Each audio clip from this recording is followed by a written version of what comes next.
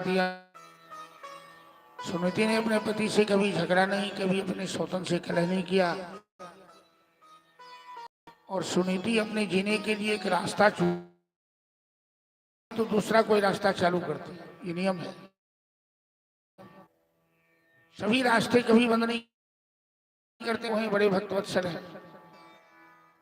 सुनीति ने जिनमें कोई आश्रम था, संत भगवान सब रहते थे, वहां दैनिक सत्संग होता था।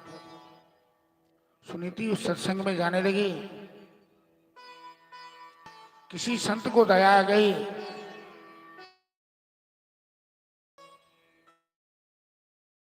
ने कहा बेटी तेरे परिवार में सब ठीक? सुनीति ने कहा बाबा सब ठीक है, कोई गड़बड़ी नहीं है। क्योंकि नियम है कि रहीमन चुप होए बैठिए, एक दिन जब नीके दिन आई हैं बनत न लगी है दे। लोग सब बांट न ली है को। आपके परिवार में अंदरूनी कोई कलह है, इस बात को आप गुप्त रखिए। दुनिया ढिढोरा मत पीटिए, दुनिया ढिढोरा मत पीटिए। यदि आप अपने अंदर की बात, अपनी पारिवारिक बात चुटकी लेंगे, उसके जीवन में कुछ गड़बड़ है। तो संत भगवान ने कहा बेटी मैं तुम्हें वरदान देना चाहता हूं। सुनीति कहती है बाबा हमें कोई वरदान नहीं, हमें तो परमात्मा ने एक पुत्र दिया है, भी है, मैं संतोष कर ली हूं, लेकिन मेरी स्वतन को भी एक पुत्र हो जाए तो उसकी बुद्धि ठीक हो जाएगी। संत ने कहा कि सुरुचि तुम्हें दास्य जीवन जीने को मजबूर कर दी, तुम सुरुचि के लिए ऐसा सोचती हो। नीति कहती है बाबा उसके पास जो है वही सोचती है, मैं ऐसा नहीं सोचती हूँ, मैं उसका भी कल्याण चाहती। बराई मंद करत जही करत भलाई। यदि संत का कोई अपमान भी करता है फिर भी संत कभी किसी का अपमान नहीं करते। जो सच्चे संत हैं, संत भगवान ने सुरुचि को तो वरदान दिया ही एक पुत्र होने का, लेकिन सुनीति कि तुम्हारा पुत्र जीवन करेगा तो संसार में कोई। दैनिक सत्संग करने से मनुष्य के सारे कष्ट दूर हो जाए। कोई जरूरी नहीं है कि सत्संग में गोलोकवासी बाबा श्याम सुंदरदास जी थे, राधा वल्लभ जी, निश्चित रूप से कभी भागवत की चर्चा, कभी रामायण की चर्चा, कभी गीता। संतों के यहाँ सत्संग ही, इसीलिए उसे आश्रम कहा गया है। वहां सौम्य भाव में रहता है, अच्छा से अच्छा कपड़ा पहनते पहनते गंदा हो जाता है, फिर उसे हम सर्फ से साबुन से साफ करते हैं। जीवन में सांसारिक वातावरण से गंदगी आती रहती है, अच्छे अच्छे इंसान के अंदर भी गंदगी आती है, उनके दिमाग में गंदगी आती है, लेकिन से कपड़ा साफ हो जाता है। वैसे सत्संग के माध्यम से मानव के अंदर आई हुई विकार दूर हो जाती है। तो सत्संग दैनिक होना चाहिए। सुनीति दैनिक सत्संग का सहारा लिया, का परिणाम है कि सुनीति के 6 साल परमात्मा को प्राप्त किया है, सिंहासन हिला दिया। और सुनीति ध्रुव की कथा श्रीमद् भागवत में व्यास मन से कही जा रही है। अभी हम लोग इस ध्रुवोपाख्यान में जा रहे हैं। कदा अंक आरोप्यो नृपः पुत्रं लालयन् और रुक्ष हो पितुर अंके क्षमाओ। सुखदेव जी राजा परीक्षित से कथा सुनाते हुए कहते हैं कि महाराज, एक दिन की बात है कि राजा उत्तानपाद सुरुचि के पुत्र को उत्तम, सुरुचि के पुत्र का नाम है उत्तम और सुनीति के पुत्र का नाम है ध्रुव। उत्तम छोटा है, ध्रुव बड़ा है। तो सुरुचि नंदन को गोद में लेकर लाड़ प्यार कर रहे थे राजा। बगल में ध्रुव भी खड़ा था, वो भी पिता की गोद में आके बैठ गया। राजा दोनों पुत्र को लाड़ प्यार करने लगा, लेकिन सुरुचि बगल में खड़ी थी। सुरुचि मतलब ईर्षा शक्ति, जिसमें जलनशीलता हो, जलसी हो, उसका नाम सुरुचि है। तुरंत ध्रुव को कान पकड़ के पिता की गोद से नीचे कर दिया कि तुम पिता की गोद में नहीं बैठ सकते। बालक ने पूछा क्यों? चौंक नहीं है, तू मेरी और इस पिता की गोद में वही बैठ सकता है जो मेरी कोख से जन्म है। यदि तुम्हें पिता की गोद में बैठने की इच्छा है तो तुम तपस्या करे हुए भगवान से वरदान मांगो और मेरी कोख से जन्म। यहाँ पर राजा का कर्तव्य था कि रानी को डांटना चाहिए, रानी को समझाना चाहिए कि तुम ये ईर्ष्या क्यों रखी हो, ये भी हमारा पुत्र है, वो भी हमारा पुत्र है। लेकिन जो पुरुष नारी की, स्त्री की गुलामी करता है, स्त्री चाहे कितनी गलती करे उसकी नजर में दिखाई नहीं देती, और बाद में वही पुरुष एक दिन हाथ मल के पछताता है। स्त्री का सम्मान और दोनों आवश्यक है जीवन। जैसे ढोल की तरह स्त्री पर अनुशासन भी जरूरत है और स्त्री को प्यार देना भी जरूरी है, सम्मान करना भी जरूरी है। राजा वहां पर गलती किया, बालक रोता हुआ अपनी मां के पास आया, लेकिन ध्रुव के आने से पहले किसी दासी ने सुनीति को सब समाचार सुना दिया कि तेरी सौतन तेरे पुत्र के साथ ऐसा किया।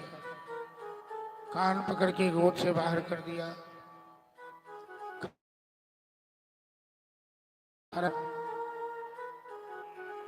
सुनीति इतनी समझदार है, क्योंकि संत के आश्रम में जाके सत्संग भी करती है, तो सुनीति के अंदर वो दिव्य गुण है। दूसरी महिला होती तो कमर कस के लड़ने के लिए चल देती अपनी सौतन से। कह सकती थी कि तूने अपने आप को क्या समझ रखा है, कह सकती थी कि तूने अपने आप को क्या समझ रखा है, तूने मेरे पुत्र के साथ ऐसा व्यवहार क्यों किया। राजा तुझे ब्याह का ब्याह कर मिला है, तब क्या? यदि सुनीति दासी की बात सुनकर, अपने पुत्र की बात सुनकर अपनी सौतन से लड़ने चली जाती, अगर प्रधान होती है, बालक की नकल जल्दी कर लेता है। कि मां झगड़ रही है सौतन से, गुस्सा था, कोई पत्थर उठाता और सुरुचि के सर पे दे मारता। हम क्या होता कि आज जिस ध्रुव की कथा हम भागवत में चर्चा करें, उस ध्रुव की कथा कहीं किसी डकैत क्रिमिनल के इतिहास में होती। इसलिए संसार में मां का स्थान सब, संसार में मां का स्थान सब, पिता की अपेक्षा मां का 10 गुना महत्व है। एक मां अपने बच्चे के भविष्य निर्माण के लिए कितना त्याग करती है, और मातृ ऋण से ऋण होने के लिए तो गोविंद की शरणागति, भगवान की शरणागति होनी पड़ेगी। एक मां चाह ले तो अपने सुल्ताना डाकू भी बना सकती है। संतान की पहली गुरु मां होती है। माँ जो जो आचरण करती है बच्चे पर उसका प्रभाव पड़ता है। इसलिए माता पिता को छोटे बच्चे के सामने कभी ऊंची आवाज में बात नहीं करनी चाहिए। अपनी संतान के सामने भी कोई बुरा व्यवहार नहीं करना चाहिए, कोई गलत काम नहीं करना चाहिए। माँ बाप जो करेगा, यदि आप अपने बच्चों का भविष्य, दुख की बात है हमारे समाज में, संसार में बच्चे की तपस्या करनी पड़ती है, बहुत कष्ट। अपनी झंझट दूर करने के लिए पैसा है दे देंगे, चलो। जिस समय बच्चा को माँ की ममता चाहिए, माँ की गोद चाहिए, माँ का प्यार चाहिए, उस समय बच्चे को, अपने कलेजे को, टुकड़े को अपने से बाहर कर देती है। कौन झंझट में पड़े। और परिणाम ये होता है, क्योंकि बच्चे को जो प्यार माँ दे सकती है संसार में कोई नहीं दे सकता। वो बच्चे पढ़ लिख कर जो सही इंसान बन के आना चाहिए, बन के नहीं आता है, वो हैवान बन के आता है, राक्षस बन के आता है। और जब बड़ा होता है तो माँ बाप का अपमान शुरू कर देता है, कर देना शुरू कर देता है। समाज में ये सब बहुत सारी कुरीतियां आ गई है, जिसे सुधारना जरूरी है। क्योंकि छोटे बच्चे का निर्माण, भविष्य निर्माण अब यो कच्चा घरा है। सुनीति ने कहा अपने पुत्र से, ध्रुव से, कि बेटा कि धर्मार्थम यदि छेय शुभात्मनः एकमेव हरिस्तत्र कारणं पादवन्दे।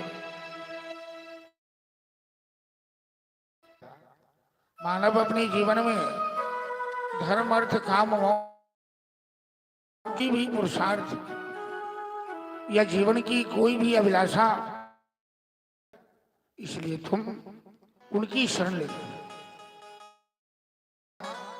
यदि भगवत प्राप्ति से ही जीवन की होना है, वो भी काम करने को तैयार। उनको गले से लगाया, आशीर्वाद दिया, कहा जाओ तुम तपस्या कर। हम यहाँ किस तरह से शोर मचाते हैं। इन बच्चों में ऐसा संस्कार, इन बच्चों का दोष नहीं है, दोष गार्जियन पर का है कि हम अपने बच्चे को छोटे से जो सभ्य बनाना चाहिए, जो सुशील बनाना चाहिए, आचरण का ज्ञान देना चाहिए, सभ्यता का ज्ञान देना चाहिए, उठना है कैसे, बैठना है कैसे, एक रूटीन होनी चाहिए ना जीवन में। तो गार्जियन तो वो बच्चों तरफ ध्यान कहां से देगा। इतना व्यस्त हो गया है, हाय हाय हाय हाय, मरने के लिए तैयार है।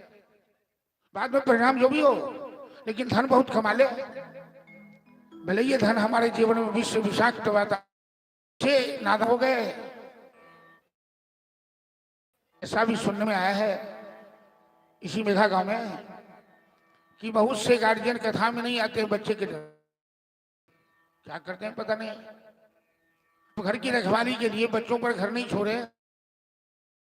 ये कैसा समय है कि हमारा बच्चा इतना बिगड़ गया। एक तो कलयुग का प्रभाव, कलयुग का नंगा नृत्य चल रहा है। विज्ञान विकास तो करता है, लेकिन की ओर भी ले जा रहा है। निबंध लिखते थे कि विज्ञान वरदान है या अभिशाप है। कोई भी चीज जीवन में अति, एक्सेस ऑफ एवरीथिंग, अति कोई भी चीज खराब होती है। विज्ञान का उतना बन जाएगा। आज विज्ञान की देन है कि संपूर्ण विश्व बारूद, ये मिसाइल है, ये शस्त्रों का निर्माण, ये बम का निर्माण, ये सब क्या है, ये कभी तो इस्तेमाल होगा, तो विश्व युद्ध छिड़ेगा, सर्वनाश हो जाएगा। महाभारत वही अभिशाप था लोगों के पास इतने अस्त्र शस्त्र हो गए थे, वो युद्ध ढूंढ रहे थे कि युद्ध कहीं मिले, हम अपने शस्त्रों का इस्तेमाल करके अपनी बाहुबली का आजमाइश करें। विलंब थोड़ा ही हो रहा है, लेकिन विनाश की ओर सब जा रहा है। अतः घबराने की जरूरत नहीं है। ने कविता लिखी है कि जिस युग में हम हुए वही तो अपने लिए बड़ा है। हमें युग से घबराना नहीं है, युग भगवान का बनाया हुआ है, लेकिन हमारे आगे कितना कर्म क्षेत्र पड़ा है ये देखना होगा। यदि ऐसा युग है कि इस रूप में इस युग में ढालना है अपने आप हमें, मतलब हम अपने परिवार को, अपने गांव को, अपने समाज को, हर गांव के लिए तो सोच सकते हैं। कम से कम एक गांव सुधरेगा तो कई गांव को सुधारेगा, एक व्यक्ति सुधरेगा तो कई व्यक्ति को सुधारेगा। इस तरह से जो बच्चों का चरित्र जा रहा है, दिन भर मोबाइल में 12 बजे 1 बजे रात में लोग उठ के छत पे मोबाइल पर बात करने जाता है। क्या जरूरत है? ऐसी कौन सी बात है कि 12 बजे 1 बजे रात में?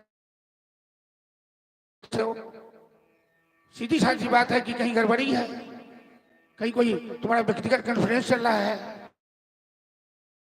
मालिक हो न, देश के प्रधानमंत्री हो न, राज्य के मुख्यमंत्री हो, जो तुम्हारे पास इतना टेंशन है, इन सब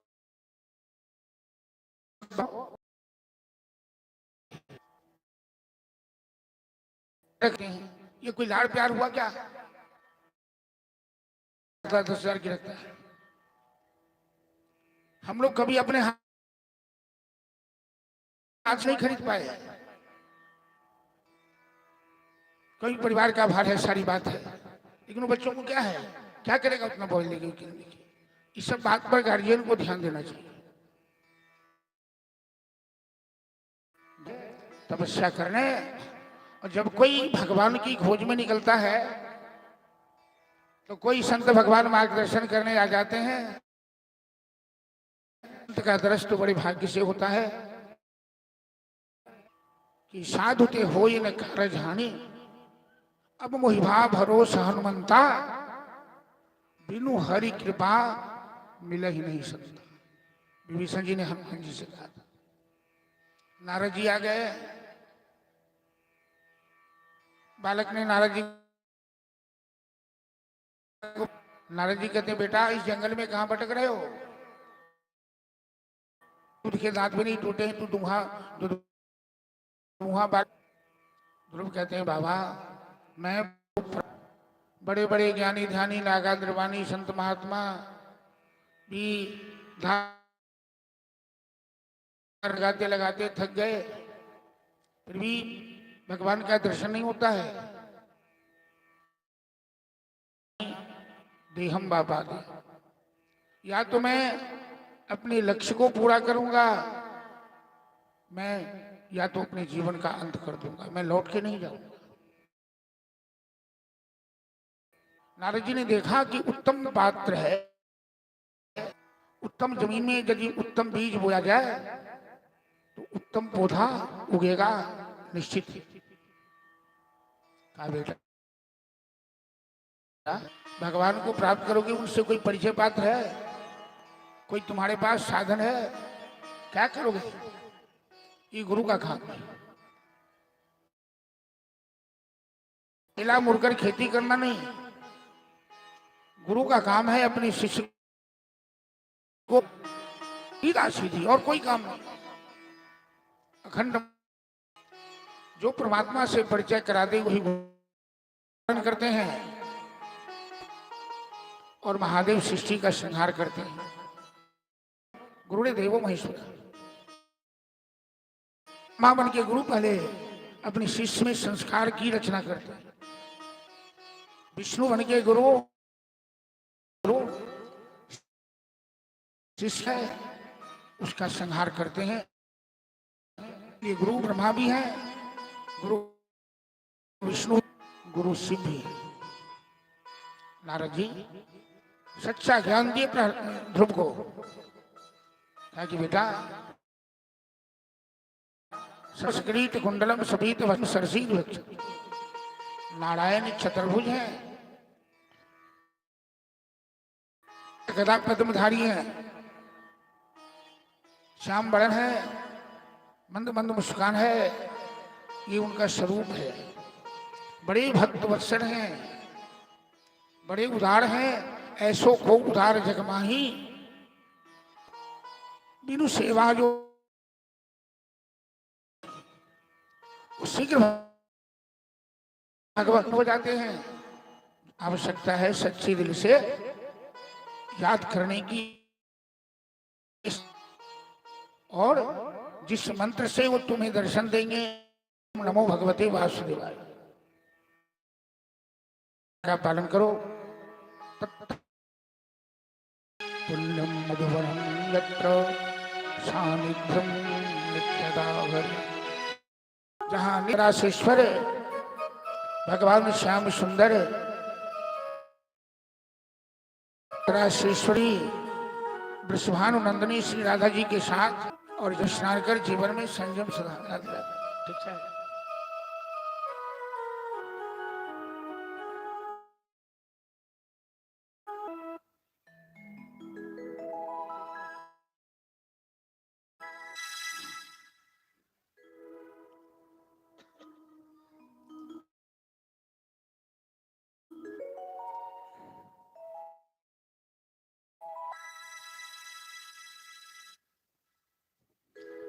हमारे अमीन साहब जी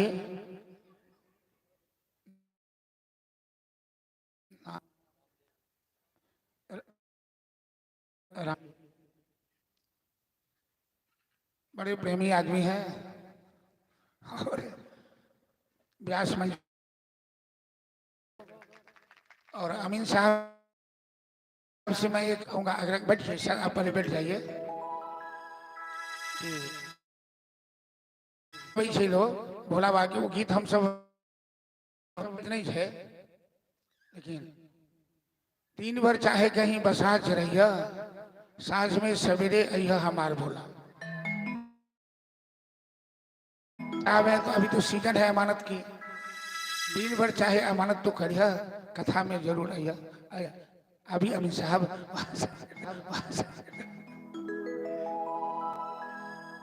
तो नारद जी ने कहा कि मधुवन तपस्या के लिए स्थान भी पवित्र चाहिए। तो मधुवन बड़ा पवित्र स्थान है, जहाँ भगवान श्याम सुंदर की दिव्य लीला रोज चलती है। तो नारद जी को प्रणाम किया ध्रुव ने। नारद जी अंतर ध्यान हो गए और ध्रुव चले तपस्या के लिए। भजन के द्वारा हम श्रवण करें कि 6 साल का बच्चा और कितना बड़ा संकल्प लेके परमात्मा को पाना, तो जीवन का सबसे बड़ा संकल्प है। सबसे बड़ी डिग्री वही है मानव के जीवन की, जो हम जीवात्मा परमात्मा का साक्षात कर लिए, हमारा जीवन धन्य हो गया। और नारद जैसे सदगुरु मिल जाते हैं, संत मिल जाते हैं, तो निश्चित रूप से परमात्मा का साक्षात्कार भी होने में विलंब नहीं होता है। धर्म की ध्वजा फहराने, नई ज्योति जगाने, एक 6 साल का बच्चा क्षत्रिय कुमार मनुष्य संतान। बोले भक्त वत्सल भगवान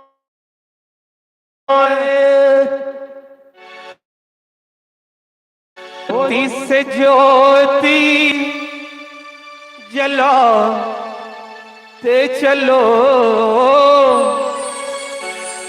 ज्योति से ज्योति जलाते चलो, प्रेम की गंगा बहाते चलो, प्रेम की बहाते चलो। राह में आए जो दीन दुखी, राह में आए जो दीन दुखी, सबको गले से लगाते चलो, प्रेम की गंगा बहाते चलो।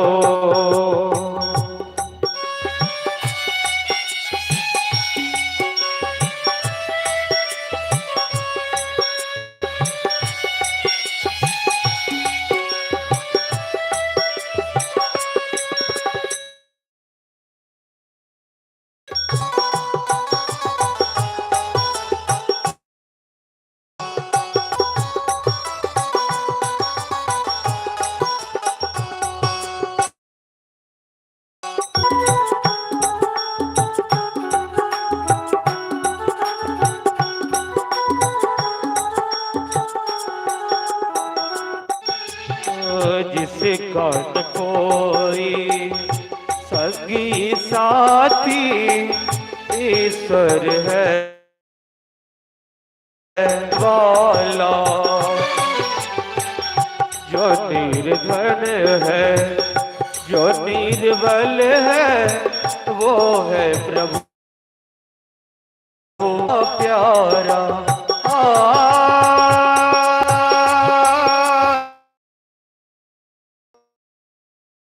प्यार के मोती लुटाते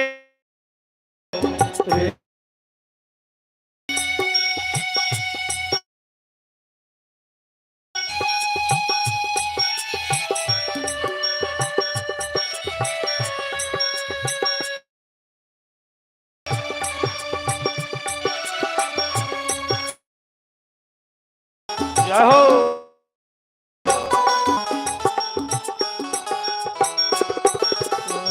आशा टूटी ममता रूठी छोटे गया है कि छोटे गया है किनारा। बंद करो मत द्वार दया का दे दो कुछ तो सहारा।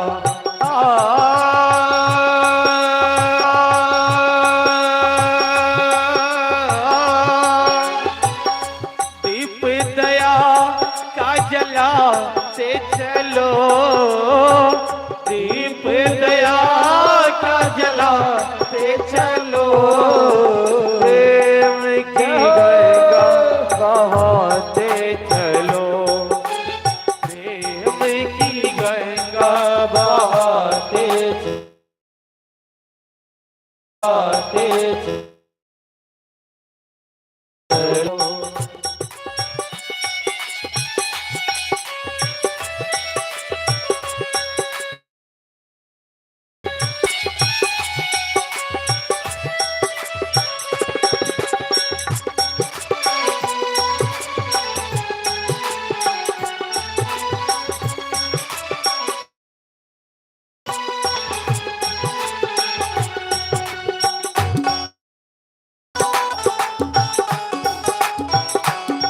जय हो।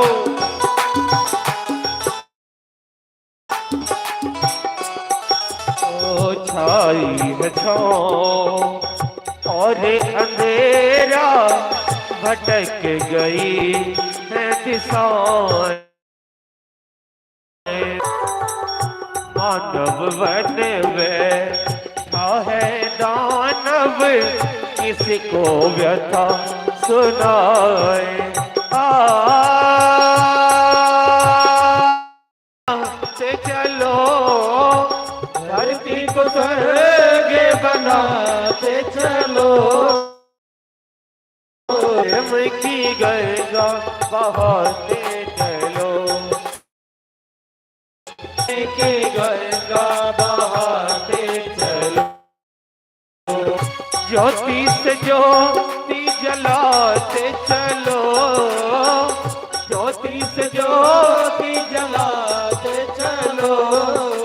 प्रेम की गंगा बहाते चलो प्रेम की गंगा बहाते चलो प्रेम की गंगा। जय जय श्री राधे।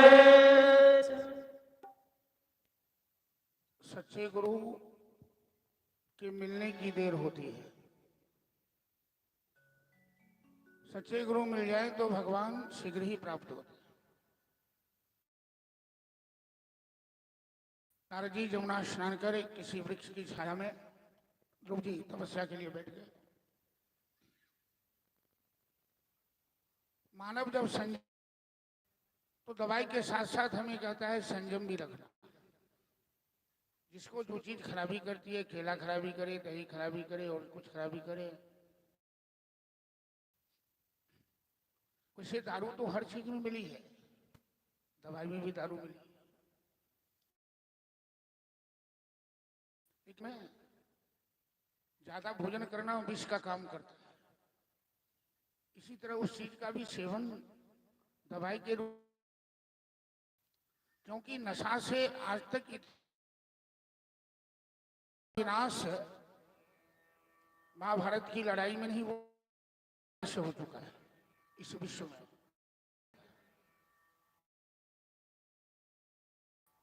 संत महात्मा भी करते हैं और कहते हैं, और डॉक्टर भी कहते हैं, मेडिकल साइंस भी कहता है कि शुद्ध भोजन करोगे तो शरीर की इंद्रियां, शरीर के मशीन ठीक रहेंगे।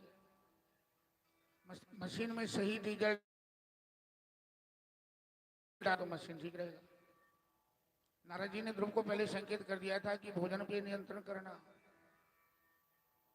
अन्न में बहुत विषाद है, अन्न में जहर भरा है। यदि हल्दी खाना लोग छोड़ दे और खाए तो मर जाएगा वो साल भर में। साल भर हल्दी बंद करके देखे। मैं कंदमूल फल की रोटी की बात करता हूँ। उन्हें कि इनके जहर को काटती है। तो अन्न में विषाद है, तो नारद जी ने कहा था कि अन्न पर थोड़ा नियंत्रण करना। तो ध्रुव ने एक सांझ उपवास शुरू किया, हम भोजन। बाद में एक दिन बाद, एक दिन भोजन, एक दिन बिना भोजन के बाद में 3 दिन बाद, जब बर्दाश्त की क्षमता अंदर डालेंगे वैसा अभ्यास बनेगा। आदत माँ के गर्भ से नहीं आती है, आदत हम लोगों ने है अपने आप में। बहुत आदमी है जो खूब पास कर लेता है, बहुत आदमी एक दिन भूखा नहीं रह सकता है। वो ऐसा पेटू है, एक दिन को पास करे तो लगता है कि क्या हो गया। ये जी की लालच है। ध्रुव 3-3 दिन बढ़ाने लगे, फल खा के रहने लगे। और जैसे जैसे भूख पर नियंत्रण हुआ, पत्ते चिबाने लगे। ये सारे काम एक साथ नहीं हो सकते हैं, लेकिन धीरे धीरे धीरे धीरे हो सकते हैं। धीरे धीरे तो विष पीने वाला विष मनुष्य बन जाता है। कोई बच्ची जन्म ले और जन्म से ही उसको आधा बूंद, 1 बूंद करके जहर पिलाया जाता है, नहीं पैदा कर।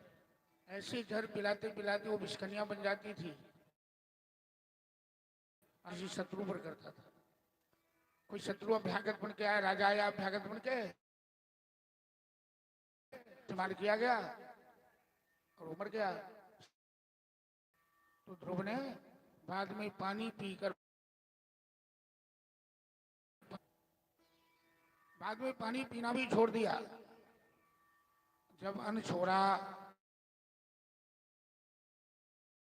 शरीर में, तो शरीर विकार मुक्त हो गया, शरीर में दिव्यता आई।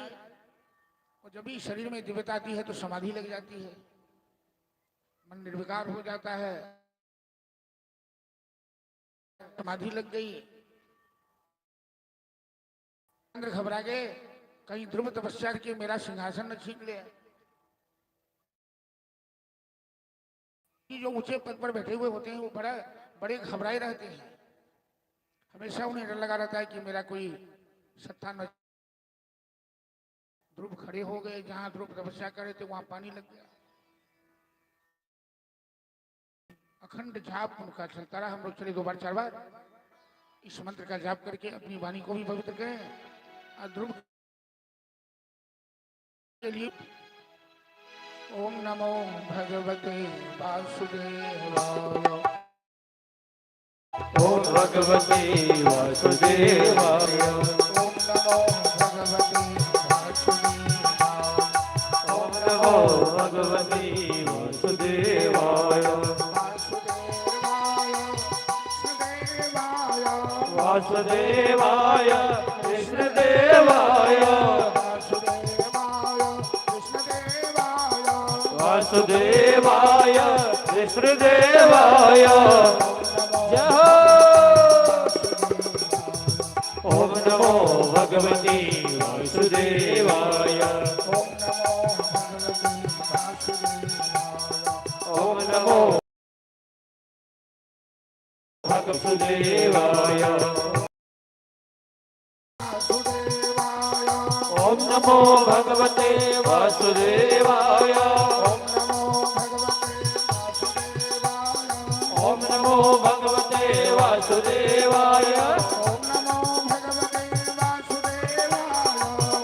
नमो भगवते वासुदेवाय ओम नमो भगवते वासुदेवाय। जय जय ओम नमो भगवते वासुदेवाय ओम नमो भगवते वासुदेवाय।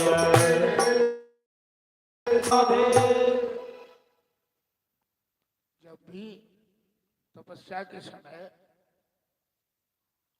तीन चीज मिलकर एक हो जाए, एक मंत्र जपने वाला,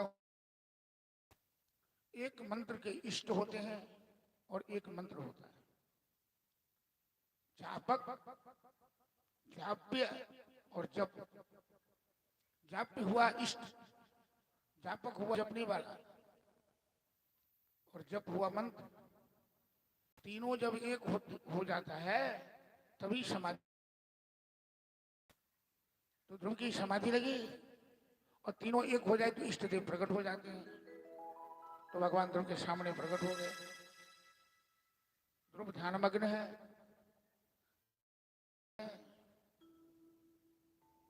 ध्रुव को कभी भगवान से मुलाकात हुई थी क्या इससे पहले?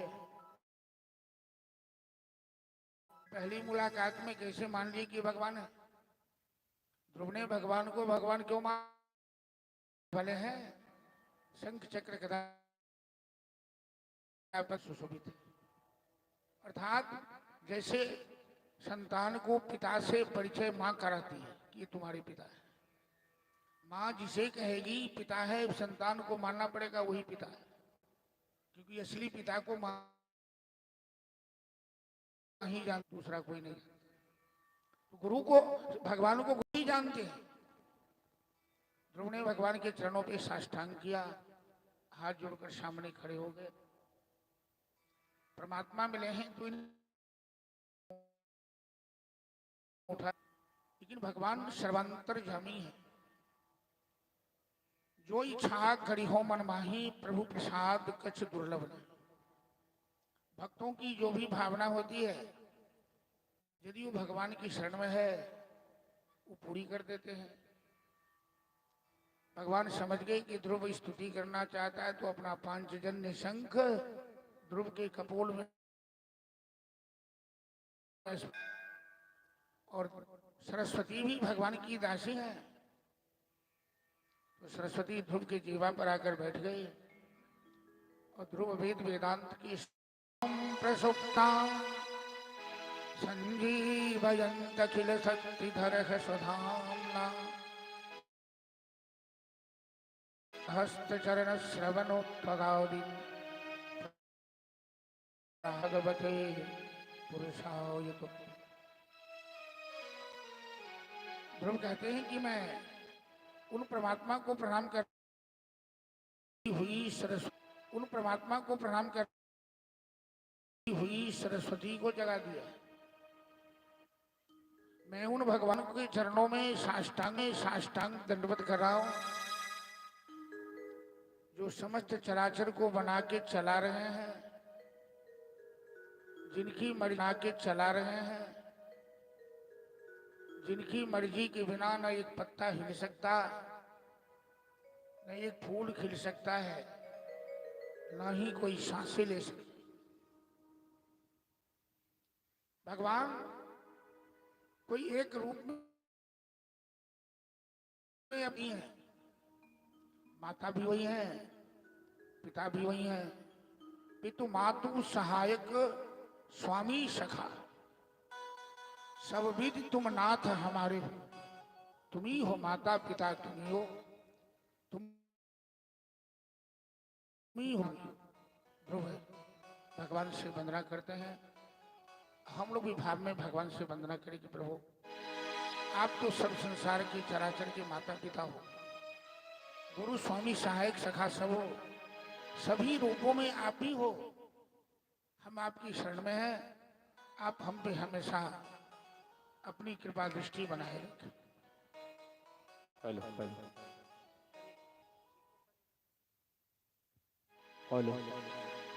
अहो मेरी को साफे नहीं श्री राधे आवाजों फसले ध्यान रखो। राधे श्री राधे। बोलिए भक्तवत्सल भगवान की जय। तुम्ही हो माता पिता तुम्ही हो, तुम्ही हो बंधु सखा तुम्ही हो, तुम्ही हो माता पिता तुम्ही हो, तुम्ही हो प्रेम से ताली बजाते हुए सभी आदमी। तुम्ही हो माता पिता तुम्ही हो, तुम्ही हो बंधु सखा तुम्ही हो, तुम्ही हो माता पिता तुम्ही हो, तुम्ही हो बंधु सखा।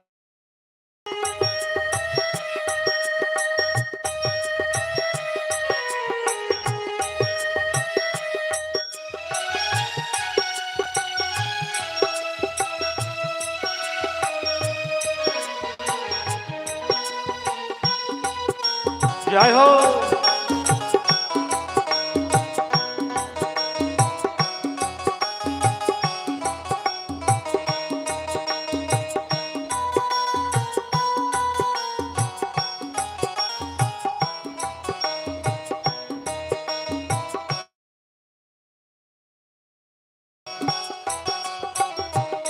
ओ तुम्ही हो साथी तुम्ही अरे कोई ना अपना सिवा तुम्हारे, कोई ना अपना सिवा तुम्हारे, कोई ना अपना सिवा तुम्हारे, तुम्ही हो जैया तुम्ही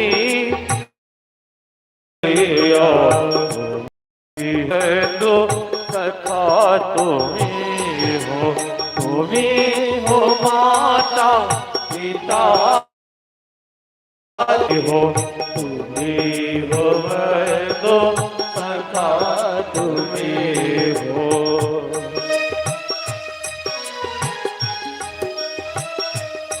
जय हो।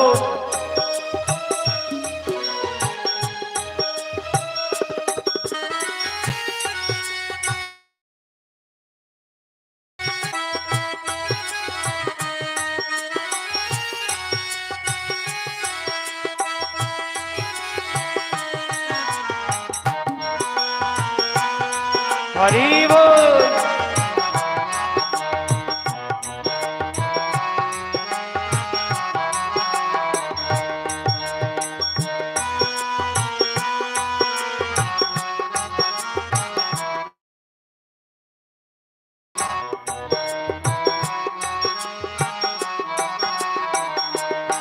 ओ जो खिल सके ना वो फूल हम है, तुम्हारे चरणों विरोल हम है, तुम्हारे चरणों विरोल हम है, तुम्हारे चरणों विरोल हम है। दया की दृष्टि सदा रखना, दया की दृष्टि सदा ही रखना, तुम्ही हो सखा तुम्ही हो, तुम्ही हो माता पिता, तुम्ही हो माता पिता तुम्ही हो, तुम्ही हो सखा तुम्ही हो, तुम्ही हो माता तुम्ही हो, तुम्ही हो बंधु सखा तुम्ही हो, तुम्ही हो बंधु सखा तुम्ही हो। त्वमेव माता च पिता त्वमेव, त्वमेव बन्धुश्च च सखा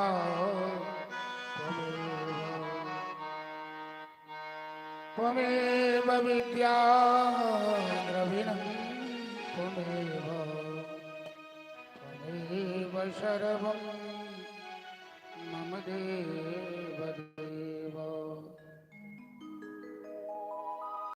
जगत पिता परमात्मा हमारे जीवन में सभी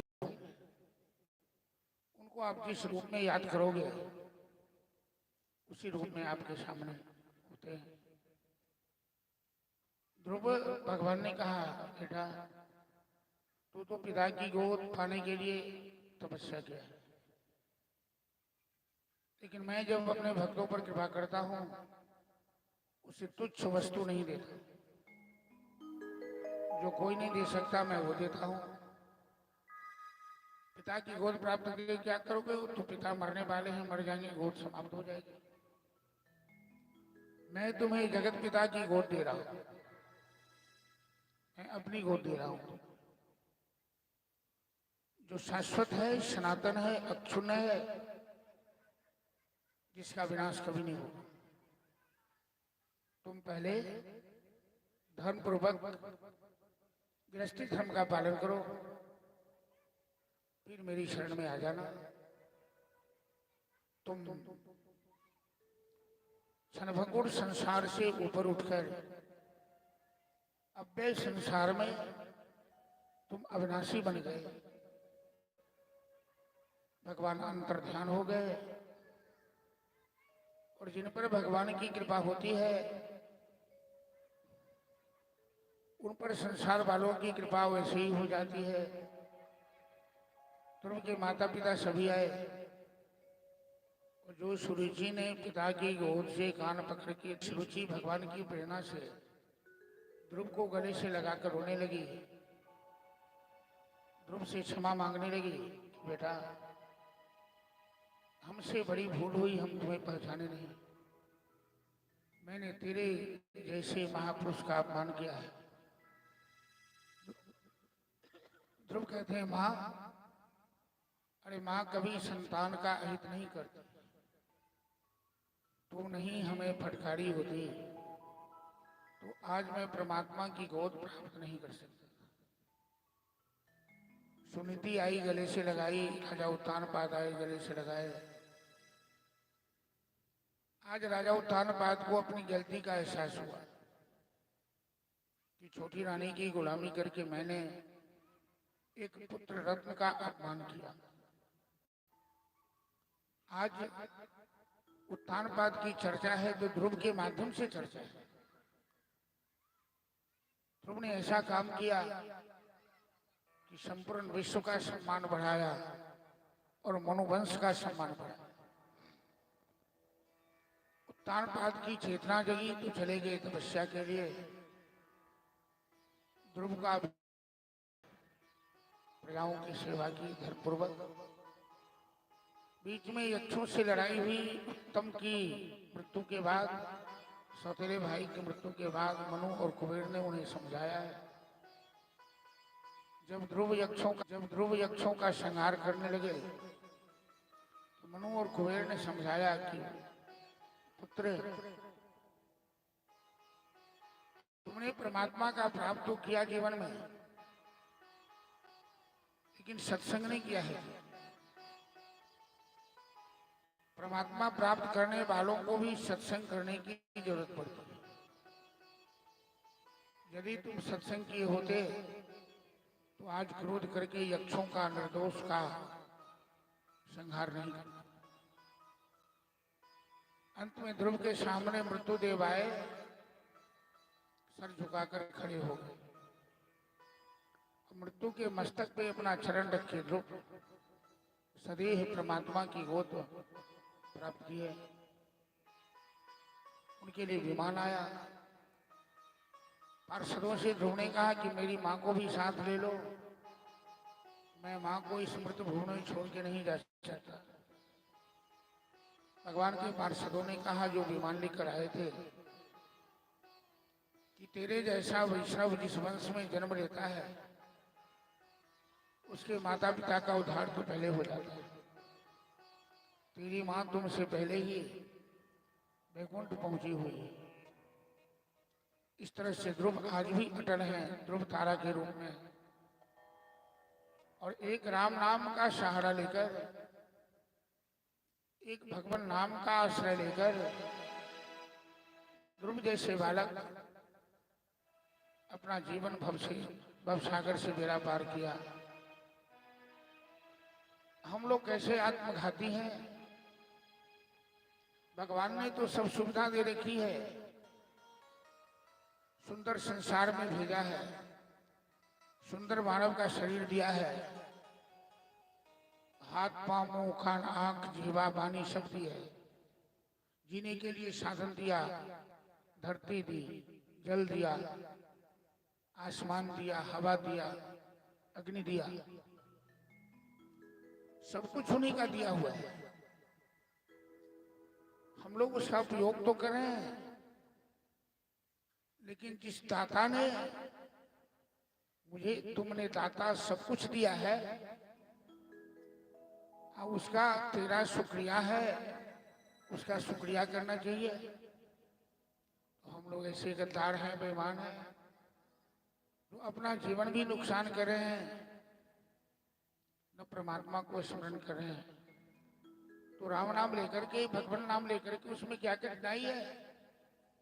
अरे जगह जा पूजा पाठ में तो कठिनाई है, लेकिन भगवान के नाम तो अनमोल रत्न है, जो जहां ढूंढो वहीं मिल जाता है। कोई राम नाम पैसा लेके बाजार से खरीद के नहीं लाता है, वो तो सब जगह सुलभ है, सुगम है, सस्ता है, सबसे ज्यादा महत्वपूर्ण है। राम कहने से तर जाएगा, पार भव से उतर जाएगा। राम कहने से तर जाएगा, पार भव से उतर जाएगा।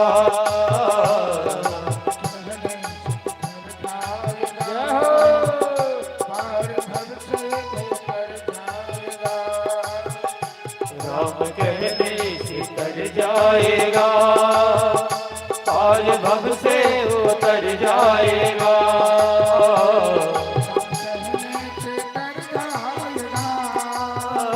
राम कहने से तर जाएगा, पार भव से उतर जाएगा, पार भव से उतर जाएगा। राम कहने से तर जाएगा, पार भव से उतर जाएगा। राम कहने से तर जाएगा, पार भव से उतर जाएगा।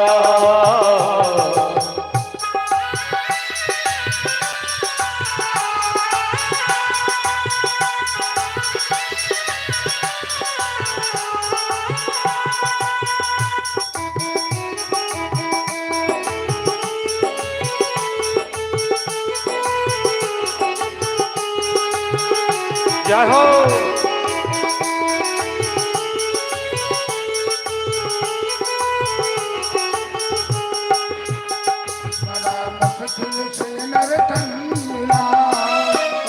बड़ा मुश्किल से नर तन मिला,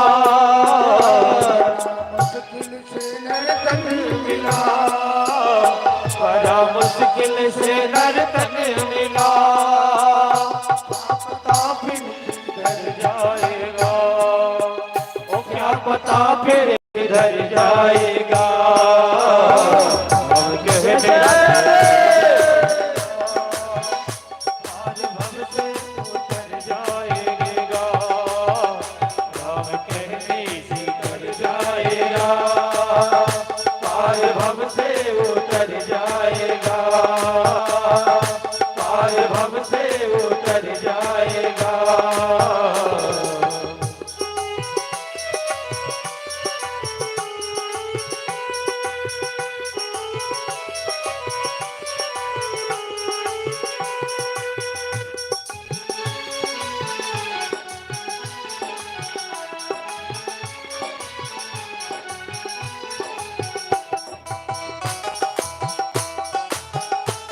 जय हो।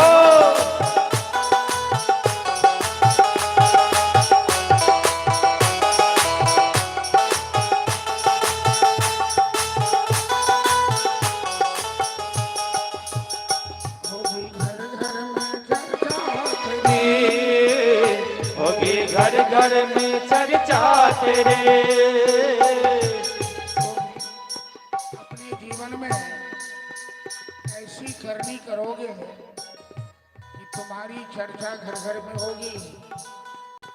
ऐसी करनी करके मत जा कि तेरे मरने के बाद लोग तुम्हें गालियां दे, अच्छा हुआ जो मर गए।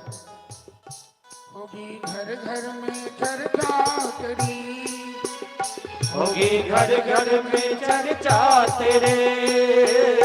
इस गली से गुजर जाएगा, और जिस गली से गुजर जाएगा, हम कहने उतर जाएगा, पार भव से उतर जाएगा। राम कहने से तर जाएगा, पार भव से उतर जाएगा।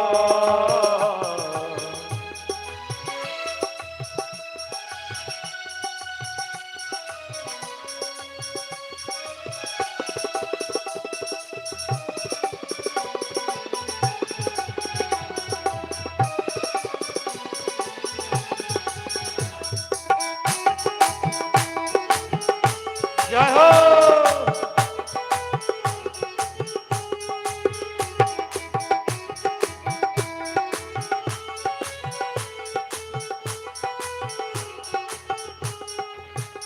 उसके आगे तू झोली फैला, उसके आगे तू झोली फैला। अरे दुनिया के सामने हाथ फैलाने से क्या मिलने वाला है? आता एक राम, भिखारी सारी दुनिया है। तो जो दुनिया को देता है उसके सामने झोली फैला। उसके आगे तू झोली फैला, उसके आगे तू झोली फैला। दाता झोली को भर जाएगा, दाता झोली को भर जाएगा। राम कहने उतर जाएगा, पार भव से उतर जाएगा। राम कहने से तर जाएगा, पार भव से उतर जाएगा। हम कहने से तर जाएगा, पार भव से उतर जाएगा। पार कहने से उतर जाएगा, पार भव से उतर जाएगा। श्री राधे। इसीलिए जीवन में अभ्यास बनाइए, चलते फिरते उठते बैठते भगवान का नाम लेते। भाव को भाव अलख आलस हो, नाम लेत मंगल दिशि दसो। ऐसा कोई कहता है अरे सच्चे मन से नाम नहीं लिया, सच्चे मन से लो तो अच्छी बात है। यदि मन सच्चा नहीं है तो कच्चा मन से भी लो। आँख को जान करके छुओगे, अनजान में छुओगे, हाथ तो जलेगा। भगवान का नाम चाहे किसी रूप में लो, फल तो मिलेगा। ध्रुव जी इस भागवत में अनुवंश, सूर्यवंश, चंद्रवंश, अनेक वंशों की कथा सुनी। हजारों राजे महाराजाओं का नाम लिया है,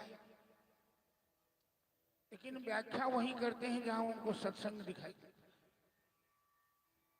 क्योंकि भागवत सत्संग प्रधान ग्रंथ है, ये कर्मकांड प्रधान ग्रंथ नहीं है। तो ध्रुव के पुत्र उत्कल, उत्कल के वत्सर, वत्सर के अंग, अंग के वेणु, इनका नाम गिना दिया। वेणु एक उस वंश में पाखंडी राजा हुआ जो धर्म को नहीं मानता, और राजा पापी हो जाए तो प्रजा को कष्ट होता है, धरती पर अकाल पड़ता है।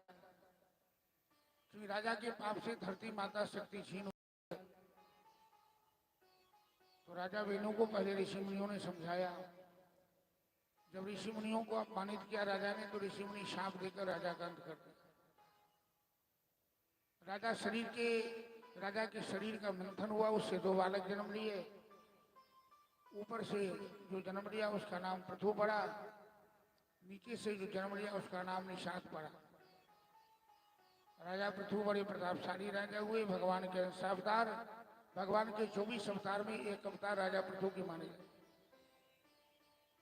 उन्होंने 100 अश्वमेध यज्ञ किया।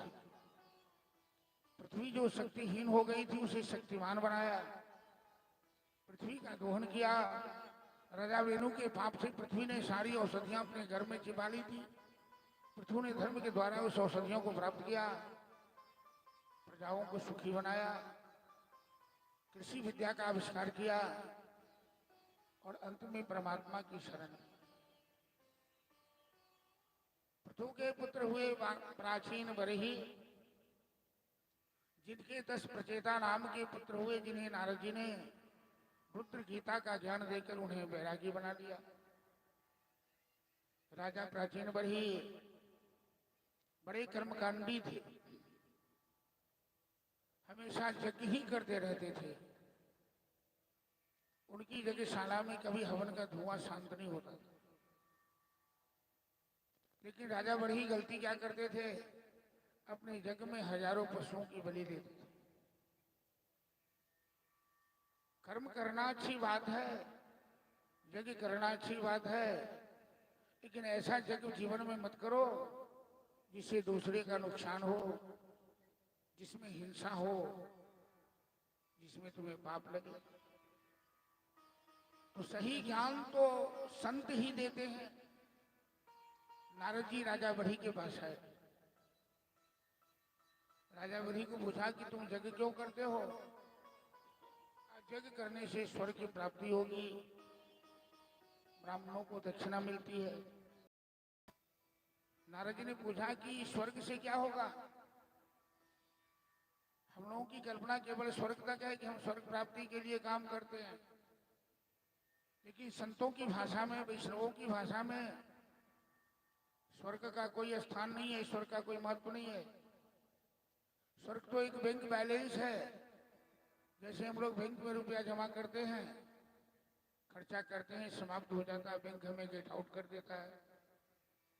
इसी तरह स्वर्ग में हम पुण्य कमा कर जाते हैं, वही भोगते हैं, फिर हमें स्वर्ग से नीचे गिरा दिया जाता है। तो मुक्ता स्वर्ग लोकम विशालम क्षीणे पुण्य मृतलोके बसंत। तो नारद जी ने सही ज्ञान दिया राजा बड़े को कि स्वर्ग से तो फिर नीचे पड़ेगा, कुछ ऐसा काम करो जो नीचे नहीं आना पड़े। तुम यज्ञ में हजारों पशुओं की बलि दी, क्यों? अपने स्वार्थ के लिए ना। इन बकरे बकरी की गर्दन काटे हो। तुम जानते हो कि हिंसा हिंसा होती है, चाहे देवता के निमित्त हिंसा करो, चाहे अपने खाने के लिए हिंसा करो, वो हिंसा होती है। तुमने जिनको कष्ट दिया है, जिनकी बलि दी है, तुम बलि का मतलब नहीं समझते हो। नारद जी ने सही ज्ञान दिया राजा बलि को कि भागवत में लिखा है कि तथा पशुर आलभनम नहीं हिंसा। अज्ञान रूपी पशु, ज्ञान रूपी पशु को ज्ञान रूपी तलवार से स्पर्श किया जाए, वो बलि कहलाती है। यहाँ तो ज्ञान है नहीं। बकरे बकरी निरीह प्राणी सस्ते मिल गए, काटकर भगवती के नाम पर अपना जीवा तुष्टि कर लिया, अपना पेट भर लिया। बकरे बकरी काटने वाले कभी सोचते हो क्या कि बकरी पतिया खात है, चाकी कारो खाल? जो बकरी को खाते हैं ताको कौन हवाल।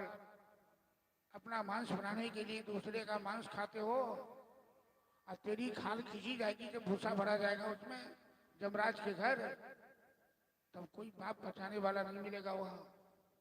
इसीलिए अभी से सावधान हो जाओ, हिंसा वृत्ति को छोड़ो। अहिंसा परमो धर्म है, जीवन में अहिंसा धर्म को अपनाओ। नारद जी ने बरही को दिव्य दृष्टि दी, आसमान में दिखा दिया, देखो तूने जिन जिन पशुओं को काटा है वो सब तुम्हारा इंतजार कर रहा है, सब तुम्हें नोच नोच के खाएंगे। आंखें लाल लाल करके घूर घूर के देख रहा है। राजा बरही वो दृश्य देखकर थर थर कांपने लगा, गिर पड़ा, नारद जी के क्षण में गिर पड़ा। कहा नारद जी, आज तक तो हमें ये ज्ञान किसी ने दिया ही नहीं, अब मैं ये बुरा कर्म नहीं करूंगा, हिंसा नहीं करूंगा, मांस के सेवन से दूर रहूंगा। लेकिन अब तक जो मैंने पाप कर लिया उसका क्या होगा? नारद जी कहते हैं कि हम तुम्हें मंत्र दे रहे हैं, उस मंत्र का जाप करो। परमात्मा बड़े दयालु हैं, यदि उनकी शरण में कोई चला जाए सच्चा दिल से, तो चाहे जितना भी बड़ा पापी हो, जितना भी पाप लगा हो, इन बच्चों को शांत कर दीजिए। बड़ा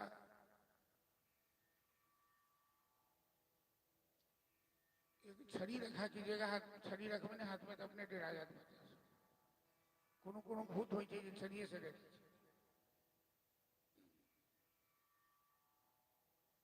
तो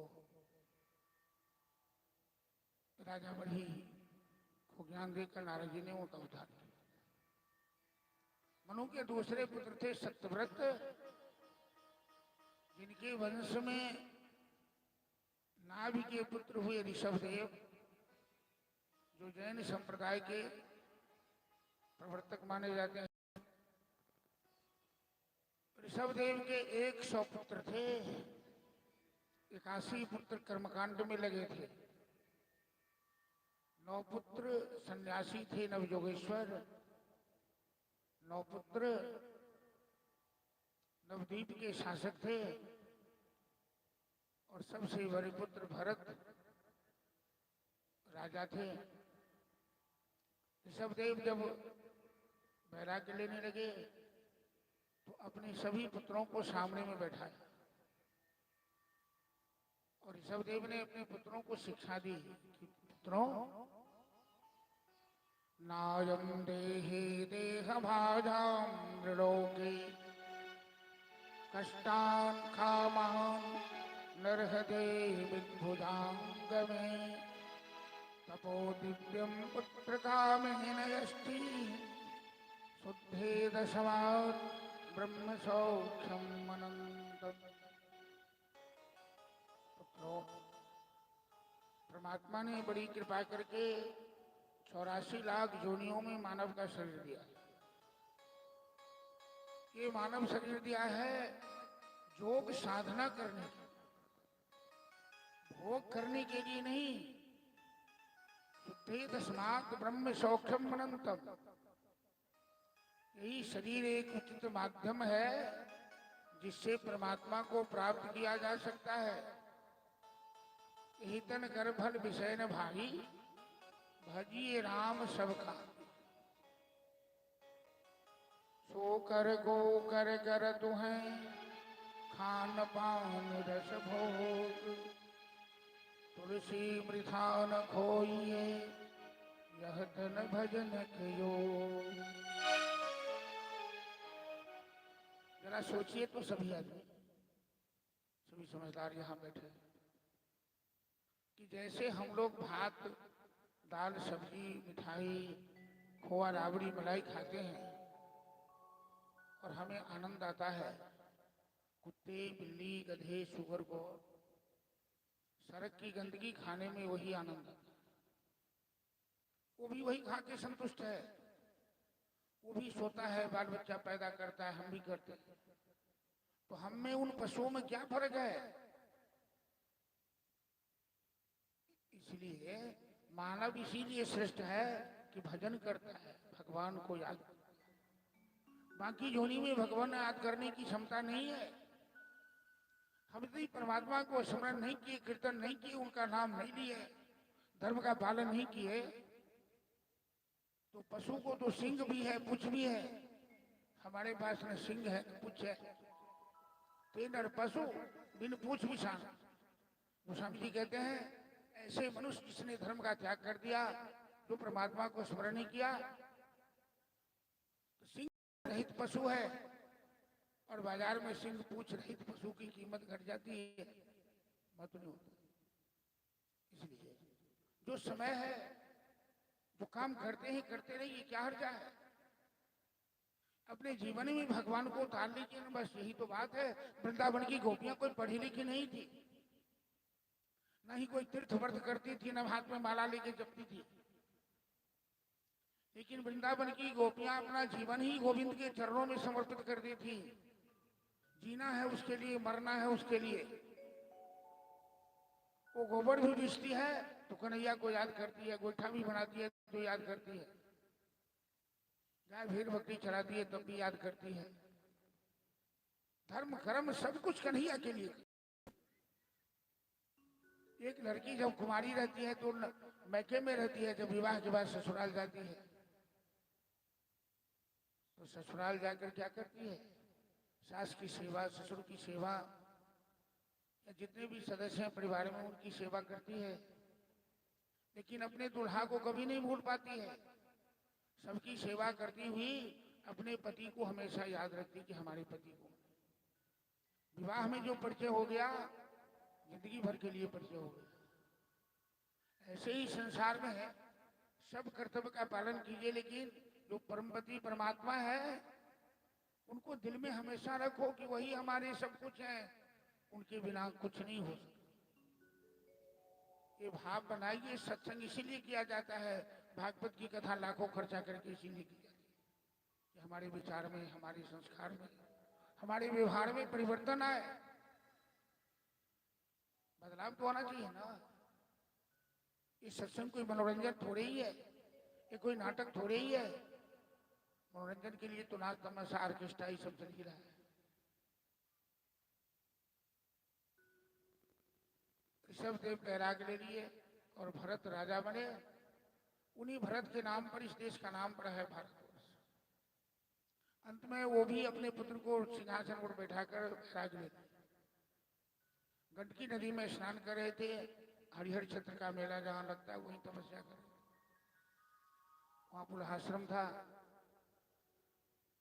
एक दिन मृग का बच्चा नदी में बहता जा रहा था कि भरत मुनि स्नान कर रहे थे, उसे उठा के अपने आश्रम में ले आए। दूध पिलाकर, घास खिलाकर उसे उसकी रक्षा किया। अब उस बच्चे में उनकी ऐसी ममता हो गई। देखिएगा किसी किसी आदमी को कुत्ता में ममता, तो बिल्ली में ममता, तो बकरी के बच्चा में ममता। अरे बच्चा पर दया करो, ये तो सही धर्म है। लेकिन भगवान को छोड़कर कुत्ते बिल्ली को याद करे हुए तो अगला जन्म कुत्ते बिल्ली में होगा, इसके लिए भी तो तैयार हो। भरत मुनि भजन भाव छोड़कर हिरण के बच्चा में फंस गए। वो तो चला गया जंगल, वापस नहीं आया। उसी को याद करते करते मर गए, शरीर त्याग दिया। परिणाम हुआ कि मृग योनि प्राप्त हो गई, उनको मृग में जन्म हो गया। क्योंकि गीता में भगवान कहते हैं कि जम जम भावे स्मरण मुक्त्वा तजन्ते करेवरम ताम ताम एवेति कौन्तेय सदा तद्भाव भावित। मरते समय मनुष्य जो भावना स्मरण करेगा अगला जन्म वही होता है। पहले दिन की कथा में मैंने आप लोगों को आग्रह किया कि भीष्म पितामह इसीलिए भगवान से प्रार्थना की कि इतना तो करना स्वामी, जब प्राण तन से गोविंद नाम लेकर मरते समय भगवान का नाम हमारी जबान से उच्चारण हो। ये तो प्रयास करना पड़ेगा, अभ्यास बनाना पड़ेगा अभी से। ये तभी होगा कि रात में कम से कम बिस्तर पर सोते समय नींद आने से पहले कुछ देर भगवान का नाम लेके सोए। मैं तो 9 दिन की कथा में एक बार इस बात की चर्चा जरूर करूंगा कि बिस्तर पर भगवान का नाम लेकर के सोए। कहीं आपके मन में बात बस गई, कहीं आपने अपने जीवन में इसको उतार लिया, तो देश विदेश प्रदेश जहां भी रहोगे लेकिन कल्याण होगा। और याद रहेगी कि व्यास जी ने कुछ कहा था मेघा गांव में कथा। भरत मुनि ने जल्दी मृग शरीर त्यागा और पुनः ब्राह्मण वंश में जन्म लिया। तो ब्राह्मण वंश में जन्म लिए तो गोनू झा की बिल्ली वाला हाल है। पका हुआ दूध पीने से मुंह पका, तो छाछ भी बिल्ली नहीं पीना छोड़ दिया कि छाछ पीने से ही न मुंह पक जाए। तो इस वंश में संसार में इस जन्म में कहीं आ सकती नहीं। 9 भाई थे, कोई काम नहीं करते, हमेशा ब्रह्म के चिंतन में लगे थे।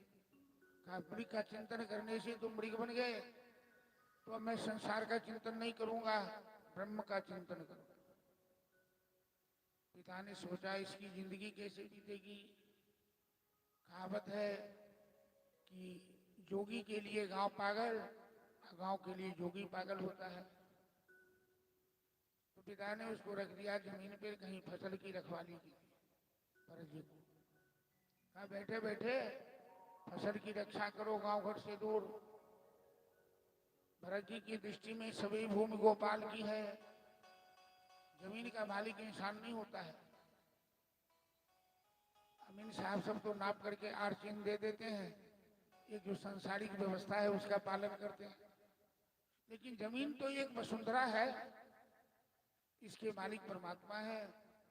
और नारायण की पत्नी है वसुंधरा देवी, समुद्र वसने देवी, पर्वत स्तन मंडले विष्णु पत्नी नमस्तुते। पृथ्वी को प्रणाम करने का मंत्र है, विष्णु पत्नी है। हम लोगों ने इसे बंटवारा कर लिया है आपस में। तो भरत जी को ज्ञान है कि विष्णु पत्नी है, इस पे उगने वाली सारी फसल सबके लिए है। राम जी की चिड़िया, राम जी का खेत, हमें क्या लेना देना है। हम क्यों किसी को मना करें, किसी को जिसको खाना है। दूसरों खेत से भी मवेशियों को अपने खेत में ला के रख देते हैं। पिता ने रखा रक्षा के लिए और करने लगे उल्टा पुल्टा काम सामाजिक दृष्टिकोण से। राम जी की चिड़िया, राम जी का खेत, आजा चिड़िया आजा खेत।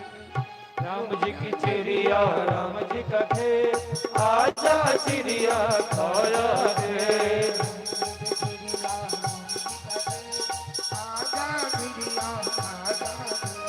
राम जी की चिड़िया, राम जी का खेत, आजा चिड़िया खाया खेत।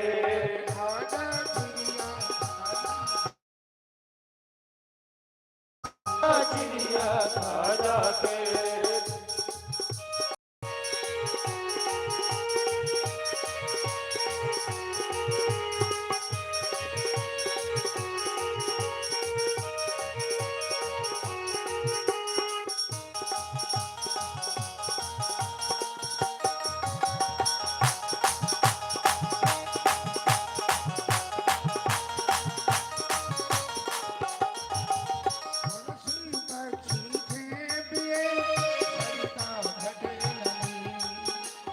तुलसी पक्षी के पिए सरिता गरे नदी।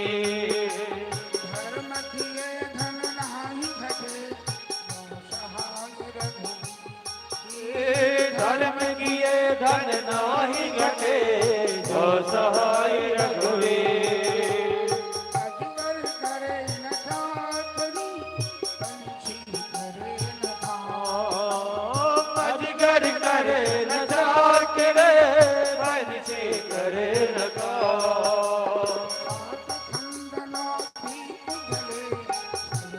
दाता राम, सात खंड नवदीप जले, सबके दाता राम। राधे राधे।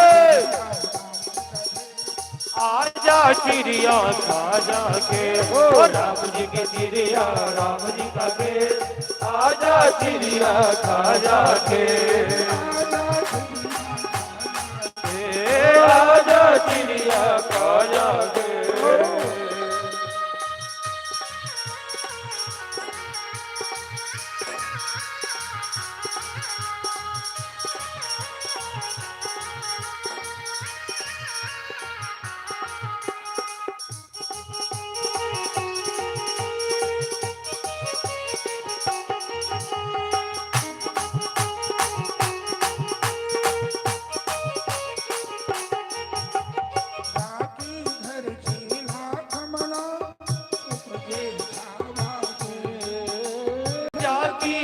की राख बना उपजे सारा से। वाक्य मोदी राम है, हरि है कोनो हे वाक्य मोदी राम है, करियो कौन भे। राम झरो खावे रे सबका मुजरा दे। ओ राम झरोखा बैठ कर सबका मुजरा दे। चाकरी वैसा उसको दे, जैसी जिसकी चाकरी वैसा उसको दे। राम जी की चिड़िया राम जी का के आजा चिड़िया खाजा के। राम जी की चिड़िया राम जी का के आजा चिड़िया खाजा के। राम जी की चिड़िया राम जी का के आजा चिड़िया खाजा के। ओ राम जी की चिड़िया राम जी का के आजा चिड़िया खाजा के। खाजा चिड़िया भर भर पे, ओ खाजा चिड़िया भर भर पे। श्री राधे श्याम। इसी बीच में भरत जी को डकैतों ने पकड़ लिया। कोई डकैत का सरदार भद्रकाली भगवती से मनौती किया था कि हमें लड़का होगा तो नर बलि देंगे। भगवती के दो रूप माने गए, एक भैरवी रूप, एक माता का रूप।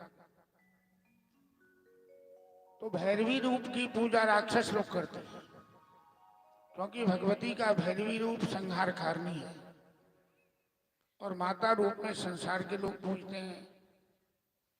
हम लोग भगवती की उपासना माता के रूप में करते हैं। विद्यापति ने लिखा गोसाउनी गीत में कि जय जय भैरवी असुर भया पशुपति भामिनी माया। राक्षसों के लिए वो भैरवी रूप है और भक्तों के लिए पुत्र विसर्जनी माता, माता के रूप में। बलि बकरे को जैसे स्नान चंदन माला पहनाया जाता है, ब्रज जी को पहनाकर भद्रकाली के सामने उपस्थित किया गया। बाढ़ में बड़ा उत्सव है, उत्साह है कि आज भद्रकाली को नरबली चढ़ाकर हम खुश हो जाएंगे, माता हमें आशीर्वाद देगी। माता भद्रकाली के सामने भरत जी को खड़ा किया गया। जैसे डकैतों ने तलवार लेकर उनकी गर्दन पे तलवार चलाना चाहा, माता भद्रकाली को बर्दाश्त नहीं हुआ। वो पत्थर की प्रतिमा फोड़कर प्रकट हो गई। बोल भद्रकाली भगवती की जय। और डकैतों के हाथ से तलवार छीनकर सबका वध कर दिया। भरत जी को अपनी गोद में उठा लिया। बड़े लाड प्यार करने लगी माता, कि माता तो ममतामयी होती है, दयामयी होती है। चलिए, माता भद्रकाली प्रकट हुई है। एक माता जी का भजन भी हम लोग श्रवण कर लें।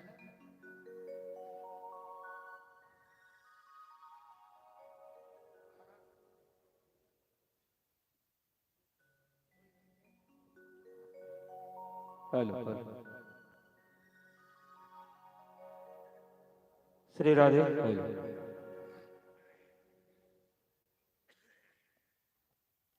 या देवी सर्वभूतेषु शक्ति रूपेण संस्थिता। नमस्तस्यै नमस्तस्यै नमस्तस्यै नमो नमः। बोले दुर्गा महारानी की जय। चलो मिथिला की गोसाउनी गीत जय जय भैरवी सब भक्तगण से सेवा आग्रह करब। संभवतः ज्यादा आदमी के गीत याद है, चूंकि मिथिला के घर घर में गीत बजाइए जय जय भैरवी। सब आदमी से आग्रह आहूँ अपना मुखार बिंद सा गुनगुनेबे गाना और संग संग ताली के साथ भजन में संग देवे। जय जय भैरवी असुर भयानी पशुपति भामिनी माया। जय जय जय भैरवी असुर दयानी असुपति वारिणी माया सहज सुमति कर दिया ओ सावनी सहज सुमति वर दिया ओ सावनी गति गति तू पाया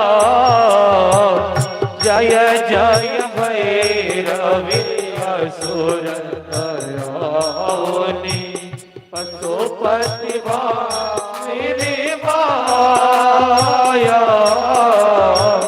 जय जय भैरवी असुर दयानी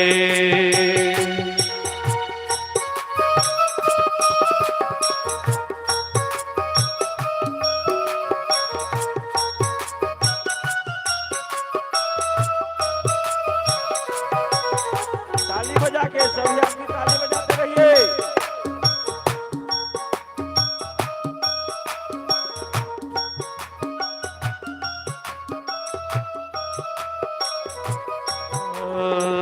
वासर रे वासन सोवित वासर रे वासन शोभित वासर रे वासन शोभित वासर रे सवासन शोभित चरण चंद्र अनिचूरा चरण चंद्र मनिचूरा कत ओक दैत मारी लली कत ओक दैत मारी लली कटाओ गेली चलकूरा जय जय भैरवी असुर दयानी पशुपति वारिणी माया जय जय भैरवी असुर दयानी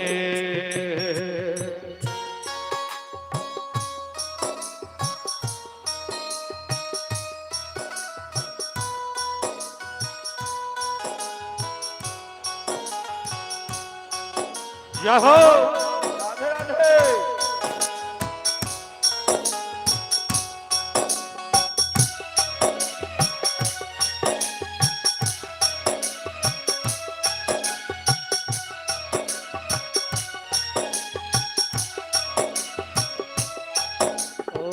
सांवर वरण नयन अनुरंजित सांवर वरण नयन अनुरंजित सांवर वरण नयन अनुरंजित सांवर वरण नयन अनुरंजित जलदि जोग फूल को का जलदि जोग फूल को का कट कट विकट ओट फुट मोहटरे कट कट विकट ओट फुट मोहटरे दुर्पेन ओट पोका जय जय भैरवी असुर दयानी पशुपति वारिणी माया जय जय भैरवी असुर दयानी जय हो राधे राधे।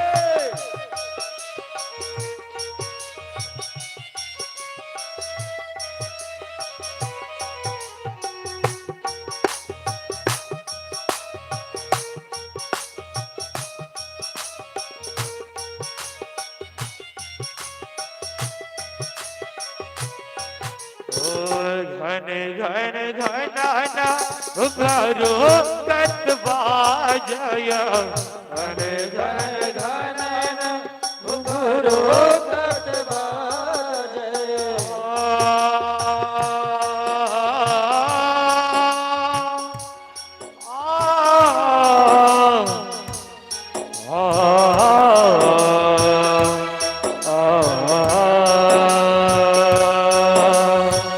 घन घन घनाना करो कतबा जय घन घन घनाना करो कतबा जय हन हन करी तू गाता हन हन करी तू गाता विद्यापति कवि तो देवता विद्यापति कवि तो देवता पुत्र विसरु जन्माता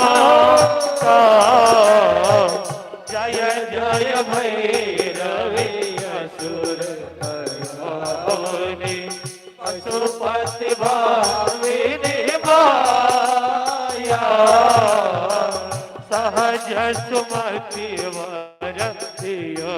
गोसावनी अनुगति गति तुम पाया जय जय भैरवी असुर भयावनी जय जय भैरवी असुर भयावनी असुर भयावनी असुर भयावनी बोले भद्रकाली भगवती की जय।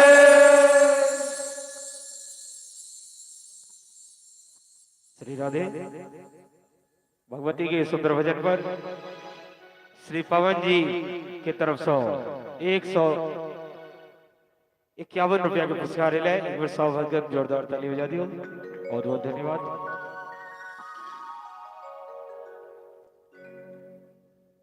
ये गोस्वामी गीत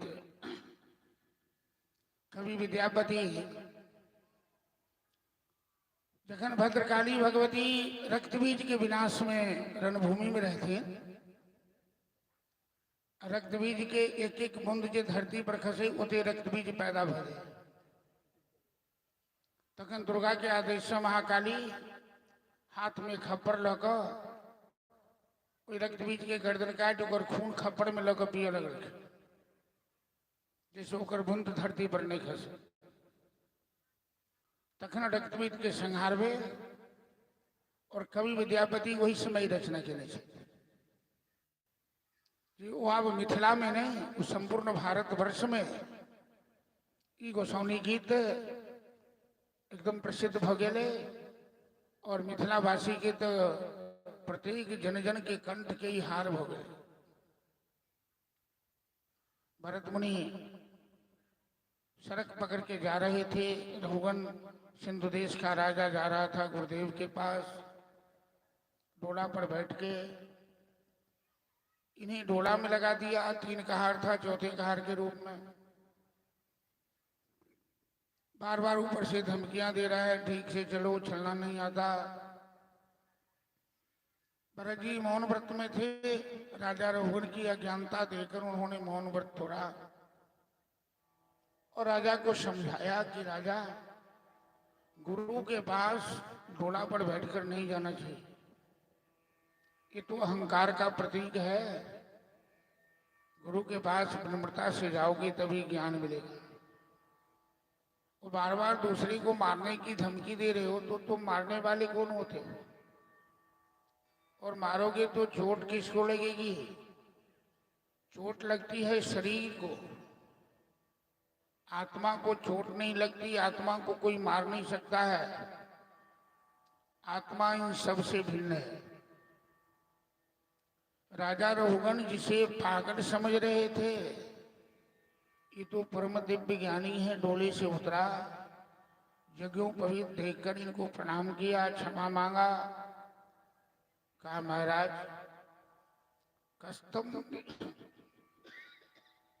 कस्तम निगूढ़ो चरसी दुरात्मन।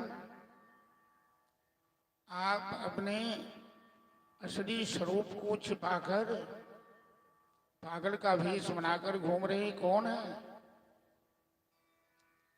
भरत जी ने अपना परिचय दिया कि हम पिरा भरतो नाम राजा, मैं भरत नाम का राजा था। जब मैंने समझा कि असारे संसारे विषय विषसंगा कुलधिया, ये संसार क्षणभंगुर है, नाशवान है, क्षणार्धम क्षेमार्धम विवत सुखगाथा तरसुधाम। तो परमात्मा से प्रेम करना ही संसार में सार वस्तु है, बाकी सभी स्वराज साम्राज्य धन धान्य सब तुच्छ है, नाशवान। तो मैंने इस मार्ग का अवलंबन किया है। राजा रघुगण ने कहा, आपसे अच्छे गुरु कहाँ मिलेंगे, आप ही हमें ज्ञान दीजिए। राजा रघुगण और भरत जी के बीच बड़ा ही लंबा सत्संग हुआ है। भरत मुनि ने राजा रघुगण को तत्व ज्ञान का उपदेश दिया। अंत में रघुगण ने पूछा कि मानव का जीवन सुखी कैसे हो। हम लोग भी अपने जीवन में सुख की तलाश में लगे हैं। सब अपने जीवन में सुख चाहता है, शांति चाहता है, लेकिन सुख मिलेगा कहाँ? संसार की दौलत में। यदि संसार की दौलत से सुख होता तो बड़े बड़े अरबपति खरबपति दुखी नहीं होते। जाके बड़े बड़े धनवान को, बड़े बड़े सेठ साहूकार को जाकर देखिए, उसके जैसा अशांत कोई नहीं मिलेगा। औलाद से सुख मिलेगा, बहुत औलाद वाले सुखी होते। सुख इन किसी चीज में नहीं है। भरत मुनि जवाब देते हैं कि रघुगणई तत्तपसा न याति, न जया निर्भवनाद जिहाद बा, न छंदसा नहीं बजलाग्नि सूरज, बिना महत बादर जो विषय। ये रघुगण, सुख यज्ञ से, तप से, व्रत से, धन से, सूर्य चंद्र अग्नि की पूजा करने से, छंद काव्य शास्त्र पढ़ने से कहीं नहीं मिलेगा। जब तक ये जीव संत की शरणागति नहीं हो जाता, संत की कृपा के बिना मानव के जीवन में सुख नहीं मिलता। संत भगवान ही सही मार्गदर्शन करते हैं, जिन मार्ग पर चलने से लोगों को सुख प्राप्त होता है। रघुगण को भरत जी ने अजामिलोपाख्यान की कथा सुनाकर इस बात को सत्यापित किया कि कानकुब्ज प्रदेश में अजामिल नाम का ब्राह्मण था, पढ़ा लिखा संस्कारी भी था। एक दिन अजामिल पिता की सेवा के लिए जंगल से लकड़ी फूल बेलपत्र लेने गया। किसी वेश्या के चक्कर में वो फंस गया। कुसंगति से लोगों का पतन कैसे होता है और सत्संग से उत्थान कैसे होता है, दोनों दृष्टांत अजामिल के जीवन में मिल रहे हैं। ब्राह्मण वंश में जन्म लेकर भी, विद्वान होकर भी अजामिल कुछ संगति में पड़ गया। वेश्या के चक्कर में तो वेश्यागामी हो गया, शराबी हो गया, जुआरी हो गया। पैतृक संपत्ति उसकी नष्ट हो गई तो डकैती करना भी शुरू किया। अजामिल अपने इलाके का मशहूर डाकू बन गया। ये तो कुसंगति से अजामिल का पतन हुआ। अब सुसंगति से अजामिल का उत्थान कैसे होने वाला है वो सुनिए जरा। एक दिन उस गांव से कुछ संत भगवान जा रहे थे, संतों की टोली जा रही थी। शाम हो गई तो बच्चों से पूछा संत भगवान ने, यदि इस गांव में कोई वैष्णव होगा तो हम लोग रात्रि विश्राम करेंगे। बच्चों ने संत भगवान से मजाक कर दिया और अजामिल के घर भेज दिया उन संतों को। संत भगवान सब अजामिल के घर आए। अजामिल तो गया था डकैती करने। संतों ने आवाज लगाई, सत्ताराम सत्ताराम। अजामिल की पत्नी निकली। क्या बात है बाबा? अरे हम लोग रात्रि विश्राम करना चाहते हैं, अजामिल का घर है। हाँ हाँ, कीजिए विश्राम, जो बन पड़ेगा हम सेवा करेंगे आपकी। क्योंकि अजामिल के ऊपर भगवान की कृपा होनी है, इसलिए संत पहुंच गए। संत दरस जिम पातक मिठी, संत के दर्शन से ही जन्म जन्मांतर के पातक नष्ट हो जाते। रात्रि भोजन हुआ, विश्राम में गए संत भगवान सब। 12 बजे रात में अजामिल डकैती करके कहीं से आया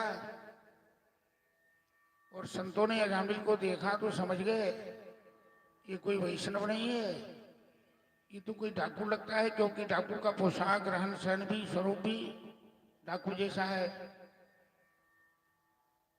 संतों के मन में बड़ा खेद हुआ कि मैंने इस अन्यायी का, इस पापी का अन्न खा लिया है।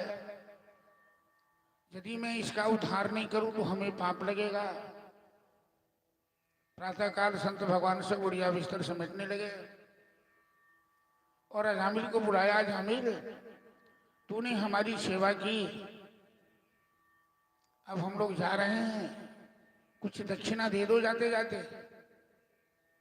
अजामिल हंसने लगा, कहने लगा, ये महात्मा, ये कोई धर्मशाला नहीं है, ये कोई संत का आश्रम नहीं है, ये अजामिल का घर है। और अजामिल का परिचय देने की जरूरत नहीं है, मैं इलाके का मशहूर डाकू हूं। अभी तक तेरा बुढ़िया बिस्तर कमंडल नहीं छीन लिया, यही मेरी सेवा है, जाओ। संत कभी घबराते नहीं, चाहे कितने कटु वचन कह दीजिए, सब सह लेते हैं। बुंद आघात सहेंगे कैसे, खलके वचन संत सह। संत भगवान हंसने लगे। अजामिल, हम तुमसे दक्षिणा में रुपया पैसा नहीं मांगते हैं, तो तुम्हारी पत्नी गर्भवती है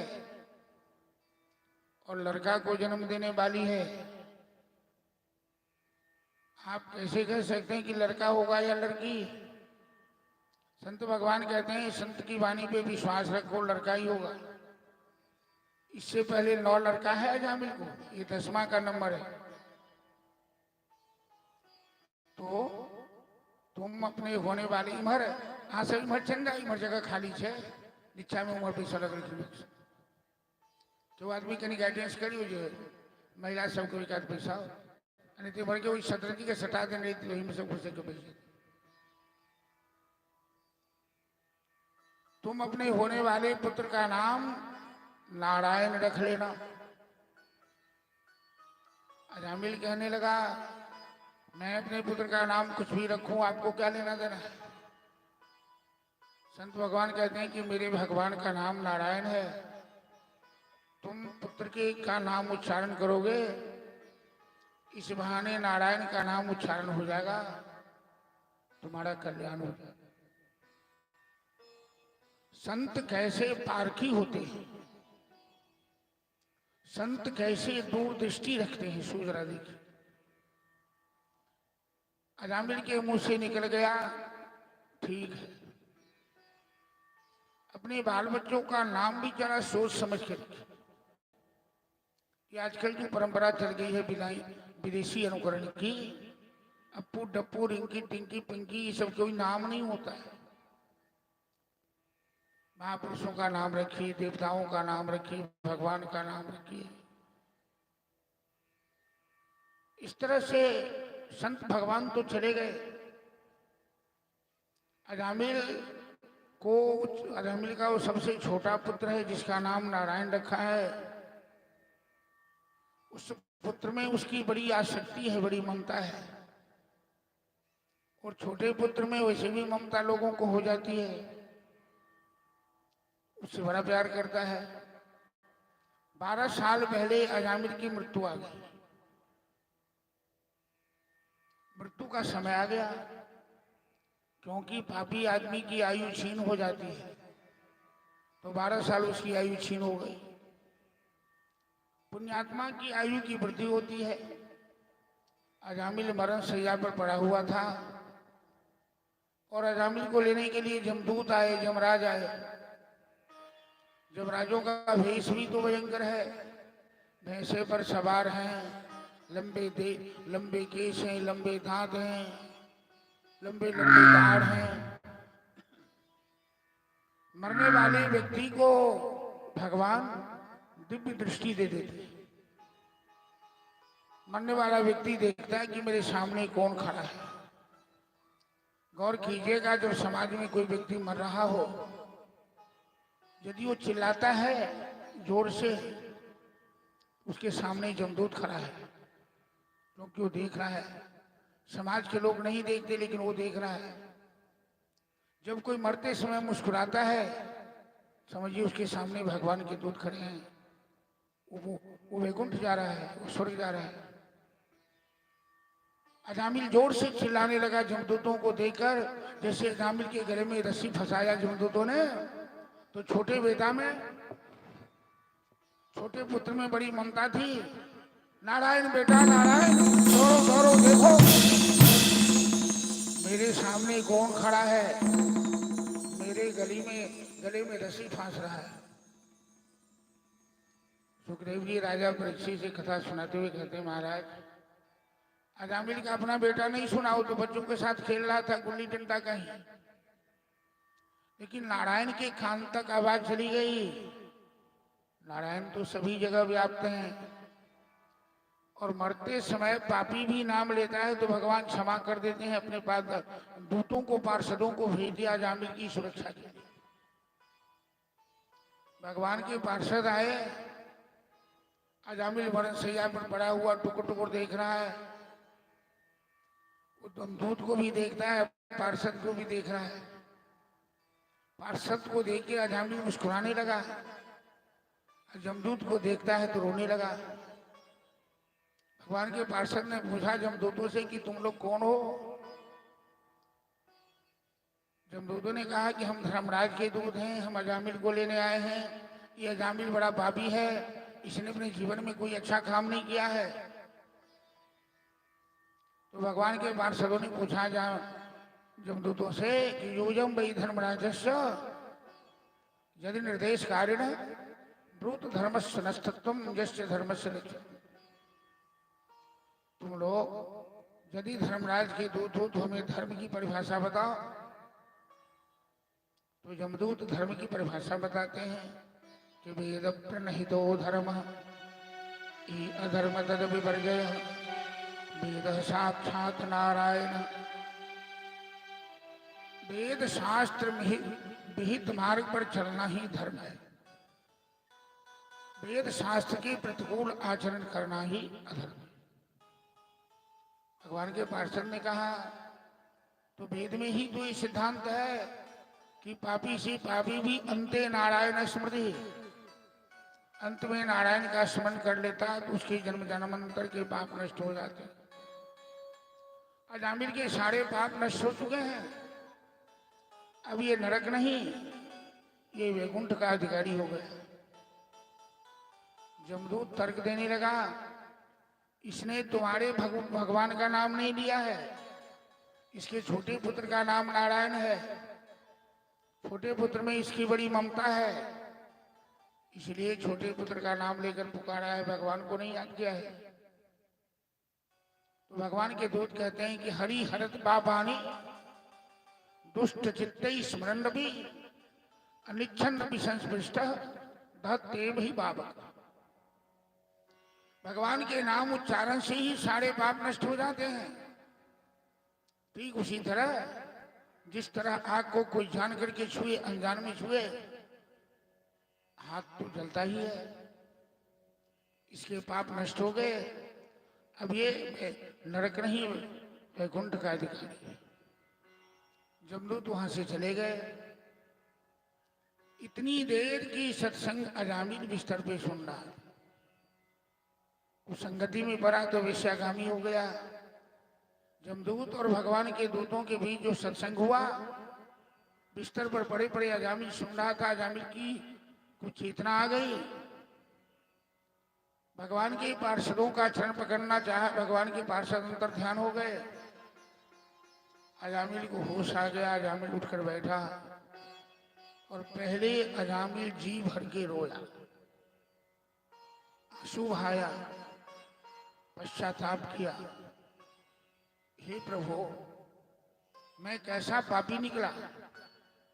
तुमने तो कृपा करके हमें ब्राह्मण वंश में जन्म दिया। मैं अच्छे पिता का पुत्र हूँ और मैं कहाँ से भिक्षागामी बन गया, डकैत बन गया, जुआरी शराबी बन गया। प्रभु, धन है इस धरती पे संत भगवान धन्य हैं। जहाँ संत के चरण पड़ते हैं वहाँ मंगलमय होता है, कल्याण होता है। आज यदि संत भगवान मेरे घर एक वक्त की रोटी नहीं खाए होते और मेरे पुत्र का नाम नारायण नहीं होता, आज तो जमदूत हमें घसीट कर ले जाता 86,000 योजन दूरी पर जो नरक लोक है वहां, और 21 नरक लोक में हमें न जाने कितने जन्म जन्मांतर अपने पापों का भोग भोगना पड़ता। तो संत भगवान धन्य है जीवन में, और सत्संग धन्य है। सत्संग से अजामिल को चेतना आई, कुसंग से अजामिल के का पतन हो गया। अतः जीवन में संतों का साथ। भरत मुनि ने यही कहा था राजा रघुवन को कि जब तक संत की शरणागति नहीं होती है तब तक जीव का कल्याण नहीं होता है। चलिए एक भजन हम लोग श्रवण करते हैं, कबीरदास जी का प्यारा सा कि संतन के संग लागरे तेरी अच्छी बनेगी, तेरी बिगड़ी बनेगी।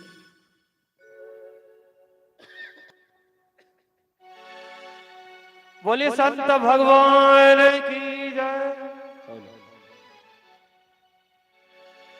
संतन के संग लागे रे तेरी अच्छी बनेगी। संतन के संग लागे रे तेरी अच्छी बनेगी। संतन के संग लागे रे तेरी अच्छी बनेगी। संतन के संग लागे रे तेरे अच्छी बनेगी। और तेरी अच्छी बनेगी, तेरी बिगड़ी बनेगी, तेरी किस्मत जगेगी। कोई गो तेरो भाग रे तेरी अच्छी बनेगी। कोई गो तेरो भाग रे तेरी अच्छी बनेगी। संतन के संग लागे रे तेरी अच्छी बनेगी। संतन के संग लागे रे तेरी अच्छी बनेगी।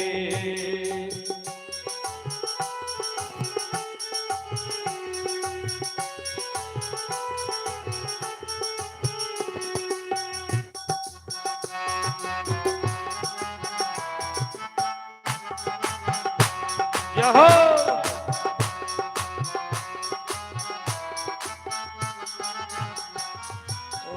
संतन के संग पुण्य कमाई। संतन के संग पुण्य कमाई। पुण्य कमाई अपुण्य कमाई। पुण्य कमाई अपुण्य कमाई।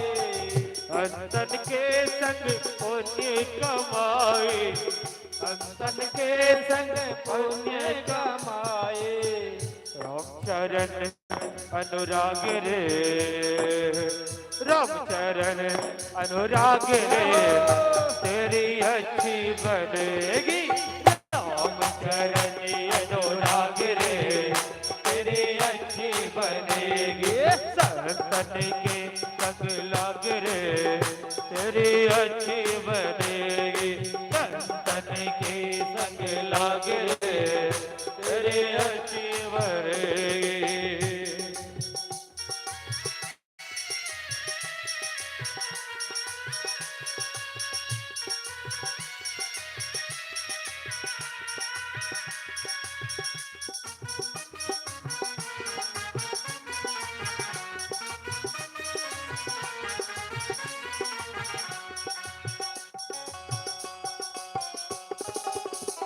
जय हो।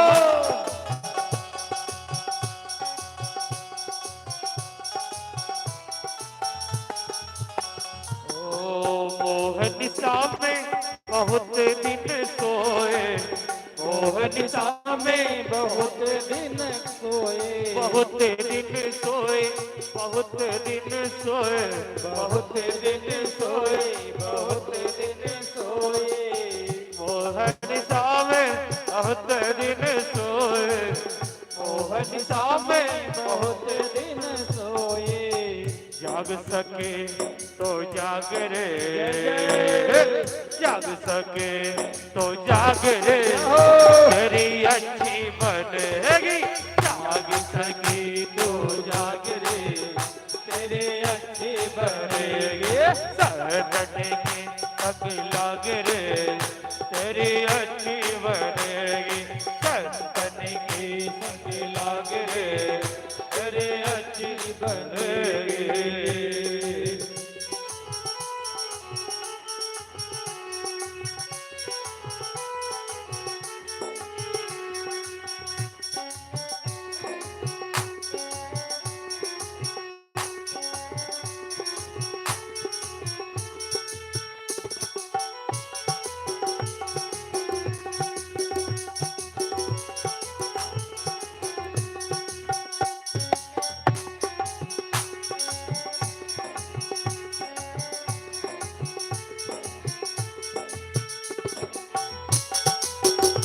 जय हो।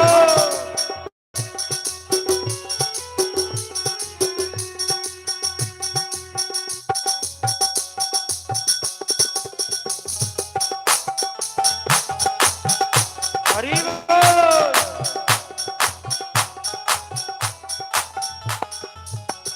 ओ कहत कबीर सुनो भाई साधो, कहत कबीर सुनो भाई साधो, सुनो भाई साधो, सुनो भाई साधो, सुनो भाई साधो, सुनो भय साधो, कहत कबीर सुनो भाई साधो, कहत कबीर। सुनो भय साधो। क्या कह रहे हैं कबीरदास जी? क्या करना है? राम सुमिरन में लाग रे, राम सुमिरन में लाग रे, तेरी अच्छी बनेगी। राम सुमिरन में लाग रे, तेरी अच्छी बनेगी। सरदने के तक लाग रे, तेरी अच्छी बनेगी। सरदने के तक लाग रे, तेरी अच्छी बनेगी। सरदने के संग लाग रे, तेरी अच्छी बनेगी। बोल संत भगवान की जय।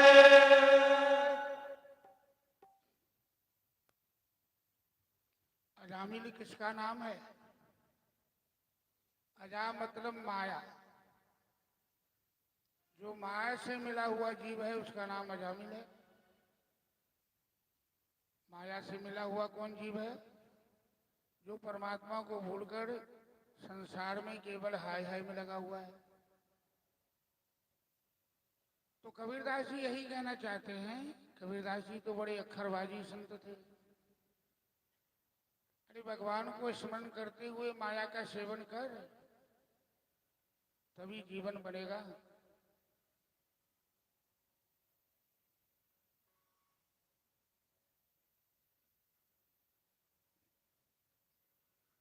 ऐसा में से कौन देखो ना उसे नहीं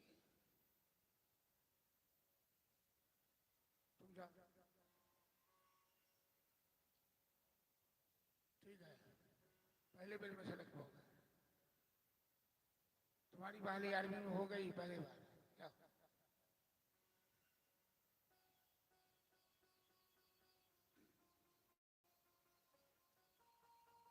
तो आज हम लोग व्याख्यान से और भरत जी के द्वारा दिए गए रघुगण को उपदेश कि संत की शरणागति और जीवन में सत्संग का ही बड़ा महत्व है। एक कथा मैं सुना चुका हूं आप लोगों को कि भगवान बारह रूप सुगर का रूप धारण करके हिरण्याक्ष नाम का दैत्य उसका उद्धार किया। और हिरण्याक्ष के बड़े भाई थे हिरण्यकश्यपु, इस सृष्टि का प्रथम राक्षस है। हिरण्यकश्यपु अपने भाई की मृत्यु से तिलमिला उठा। अपनी तो राक्षस है लेकिन उसकी पत्नी पतिव्रता नारी है, कयाधु नाम। हिरण्यकश्यपु ने अपनी पत्नी से कहा कि मैं जा रहा हूं तपस्या करने, मैं बहुत होने के बाद लौटूंगा। पत्नी ने पूछा कि जब भगवान ने आपको सब कुछ दिया है फिर तपस्या करने की जरूरत क्या है? तो हिरण्यकश्यप कहता है कि हमें नारायण से बदला लेना है अपने भाई की मृत्यु का। पत्नी कहती है कि नारायण से बदला कौन ले सकता है, इतना बल किसमें है? हिरण्यकश्यप कहता मैं तपस्या करके वो बल प्राप्त करूंगा। चला गया। लेकिन कयाधु ने भगवान से प्रार्थना की कि प्रभु मेरे पति ने आपको शत्रु मान लिया है, लेकिन आप तो न किसी के शत्रु हैं न मित्र हैं, आपकी दृष्टि में सभी बराबर हैं। आपको ऐसा करना कि मेरे पति को नरक नहीं जाना, क्योंकि धर्मपत्नी का काम है अपने पति को नरक से जाने से बचा ले। जहां कश्यप तपस्या कर रहा था वहां देवताओं ने षड्यंत्र किया। मंदराचल पर्वत पे तोता को भेजा, देवगुरु बृहस्पति तोता बन गया है, इसका ध्यान भंग कर दिया। ये जप रहा था ब्रह्मणे नमः। राक्षस तो ब्रह्मा जी की उपासना करते हैं, ब्रह्मणे नमः। तो तोता पेड़ की डाली पर बैठकर बोलता है नारायणाय नमः, नारायणाय नमः। तपस्या एकांत की चीज होती है, यहाँ ध्यान भंग हो गया। हिरण्यकश्यप 2 बार 4 बार प्रयास तो किया, लौट के घर चला। उसे लगा कि मेरी यात्रा ठीक नहीं। घर पर आया तो पत्नी ने पूछा क्या हुआ, आप सामने लौटकर चले आए? आप तो बोले थे सैकड़ों वर्ष लगेंगे, क्या एक दिन में ही सिद्धि मिल गई? गरमाया हुआ तो था। पत्नी पे बरसने लगा, हट जा मेरे सामने से, मैं अभी कुछ सुनने की मूड में नहीं हूं। पुरुष जब बाहर से कभी कभी घर में आता है और बाहर में कुछ गड़बड़ी हुई हो, खटपटी हुई हो, तो घर पे भी अपना गुस्सा उतार लेता है। लेकिन यदि पत्नी समझदार है और पति गरमाया हुआ हो तो उससे मुंह नहीं लगती है, समय को टाल देती है, क्योंकि गुस्सा मनुष्य के अंदर बहुत देर टिकता नहीं, थोड़ी देर के बाद तो शांत हो जाता है। जो पत्नी खुद भी गर्म दिमाग की है वो लड़ बैठती है अपने पति से, गरम लोहा दोनों टकरा जाता है तो परिवार में वातावरण विषाक्त हो जाता है। इसलिए महिलाओं को इन बात पर ध्यान रखना चाहिए। पति बाहर से गरमा के आए तो उसमें उनसे मुंह मत लगे। और बाद में जो महिला ज्ञानवती है, चालाक है, वो समझती है कि पति देव जाएंगे कहाँ, उनको तो पत्नी से काम पड़ेगा ही, जरूरत पड़ेगी। ऐसा समय आएगा कि उनका भेद जान लेंगी। कयाधु ने सोचा कि अभी इनसे मुंह लगना ठीक नहीं है, लेकिन ये जाएंगे कहाँ, इनकी चाबी तो मेरे पास है। और पति को वश में करना हो तो क्या करना है, महिला को क्या करना चाहिए? उनके मनोअनुकूल भोजन कराइए, प्रेम से पहले भोजन परोस के कराइए, फिर पति देव को जो पूछना है पूछ लीजिए। महारानी है कयाधु, आज सभी सेवकों को, नौकर चाकर को हटाकर अपने हाथ से अपने पति के लिए भोजन बनाइए। परोसकर पंखा लेकर बैठ गई भोजन कराने। पतिदेव ने थोड़ा सा ग्रहण किया, क्रोध शांत हुआ, पत्नी पंखा झेलकर भोजन कराए, ये तो बड़ी सौभाग्य की बात है भाई, ये तो उस जमाने की बात है। आजकल तो पत्नी थकी रहती तो अपने पति से कह देती है कि ऑनलाइन बुकिंग करा लीजिए, हमसे खाना बनाए हुआ नहीं होगा, नहीं तो कहीं होटल में चल के खा लीजिए। जादू पूछती है, आप गए तपस्या करने, क्या हुआ? अरे वो तोता मेरी तपस्या में बाधा डाला। क्या बोला तोता? मेरे शत्रु का नाम। कयादू चाहती है कि भगवान का नाम उच्चारण करे, ये बोलता ही नहीं। तोता क्या बोला? तो मेरे शत्रु का नाम बोला। अरे खोल कर कहिए ना, आपके शत्रु का नाम क्या है? अरे तोता बोला था नारायण नमः नारायण नमः नारायण नमः, भूत की तरह बकने लगा, इतना गुस्सा आ गया उसको। तो भगवान का नाम गुस्सा में भी लोगे तो परिणाम अच्छा ही होगा। वो तो परम शांत है। 108 बार कयाधु हिरण्यकश्यप की पत्नी अपने पति के मुंह से नारायण का नाम उच्चारण करवाई। वो जानती है कि यदि मेरे पति 108 बार भगवान का नाम ले लेंगे, इनको नरक नहीं जाना। उसी रात के संपर्क में कयादू के गर्भ में भक्तराज प्रहलाद, प्रातः काल हिरण्यकश्यप चला गया तपस्या करने, कठोर तपस्या की। देवराज इंद्र ने कयादू का अपहरण कर लिया कि इसके गर्भ से जो बच्चा जन्म लेगा उसे मार डालेंगे, राक्षस वंश का अंत कर देंगे यहीं पर।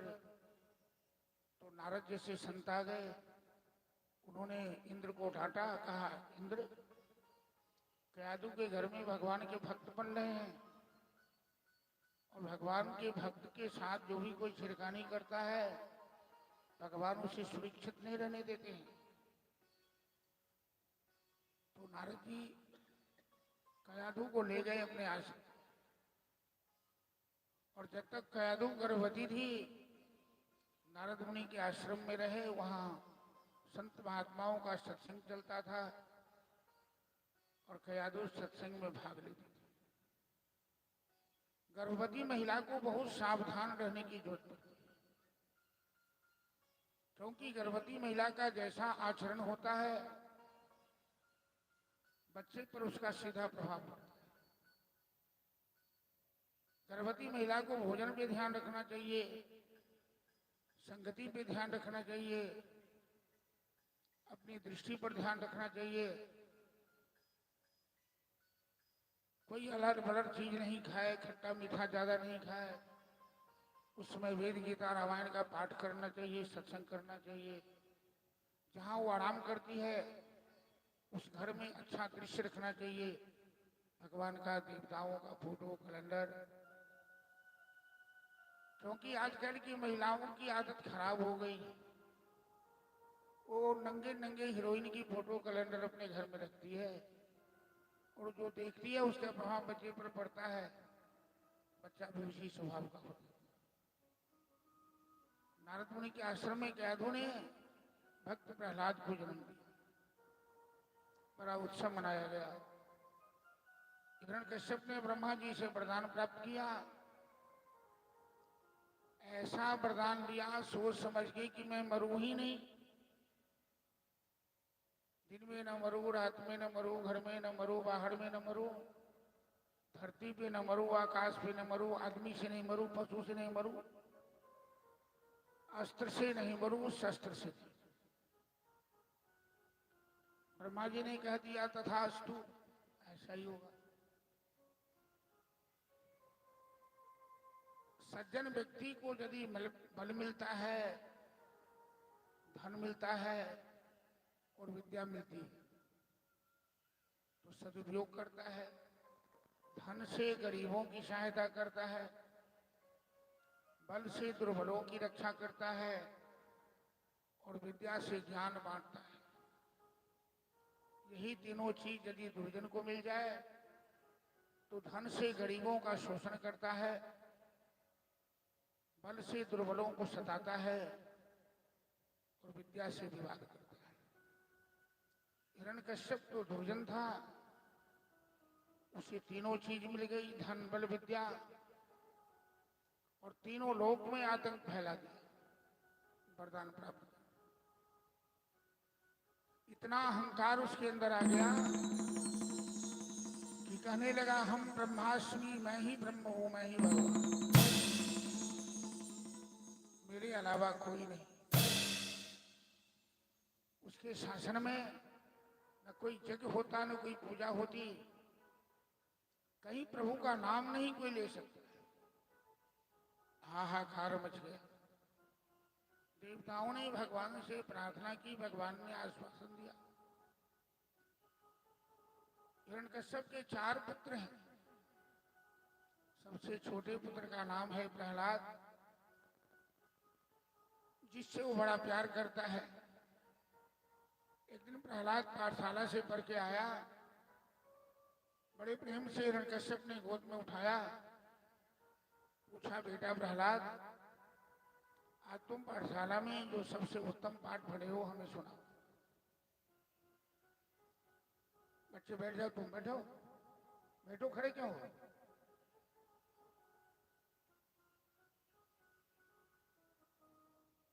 प्रहलाद जी कहते हैं पिताजी, आपकी पाठशाला में तो उत्तम पाठ पढ़ाया ही नहीं जाता, क्योंकि वो दैत पाठशाला है।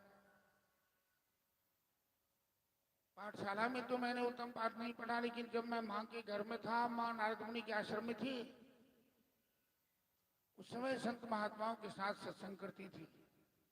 मुझे वो बात याद है कि जीवन में सबसे उत्तम पाठ क्या है कि देहे स्थिमां सरुधिरे विमतां तजत्वा जाया सुतादिषु सदा ममतां विमुञ्च पश्यानिशं जगदिदं क्षणभङ्गुनिष्ठा वैराग्यरसिको भव भक्तिनिष्ठ। पिताजी, ये शरीर और संसार ये दोनों क्षणभंगुर है, दोनों अपवित्र है, नाशवान। इसमें ममता रखना ही मूर्खता है। इनकी आसक्ति त्याग कर भगवान को स्मरण करना ही उत्तम पाठ है। हिरण्यकश्यप तो तिलमिला उठा, ये तो नारायण को शत्रु मानता है। प्रहलाद नारायण की प्रशंसा करने लगा, गोद से भटक दिया प्रहलाद को। नादा, तुम जानते भी हो कि किसका नाम ले रहे हो? वो तेरे चाचा का हत्यारा है, वो दैत्य कुल का दुश्मन है। हिरण्यकश्यप की पाठशाला में 2 शिक्षक थे, प्राध्यापक, शुक्राचार्य के पुत्र संड अमर्क, दोनों को बुलाया, ले जाइए इस बालक को पाठशाला में। ये देवता के अनुकूल शिक्षा प्राप्त कर लिया है माँ के घर में, इसे दैत्य के अनुकूल बना करके हमें दीजिए वापस। प्रहलाद जी पाठशाला में गए, कोई भी शिक्षक इन्हें पढ़ा नहीं सकता है, क्योंकि इन्होंने शिक्षकों से पूछा कि विद्या का मतलब क्या होता है। सा विद्या झा विमुक्ते, विद्या उसे कहते हैं जिससे मुक्ति प्राप्त होता है। तो आप लोग जो पाठ पढ़ा रहे हैं वो तो विद्या नहीं, अविद्या है, और अविद्या से लोग मृत्यु को प्राप्त करता है और विद्या से अमरता को प्राप्त करता है। शिक्षक हार मान ली, प्रहलाद को पढ़ाने की क्षमता इन शिक्षकों में नहीं है, क्योंकि जितना ज्ञान प्रहलाद के अंदर है इन शिक्षकों के पास खुद ही नहीं है। ऊपर से राजा का आदेश है कि देवकुल के अनुकूल नहीं, दैत्यकुल के अनुकूल शिक्षा देनी है, मारो काटो लूटो खसो।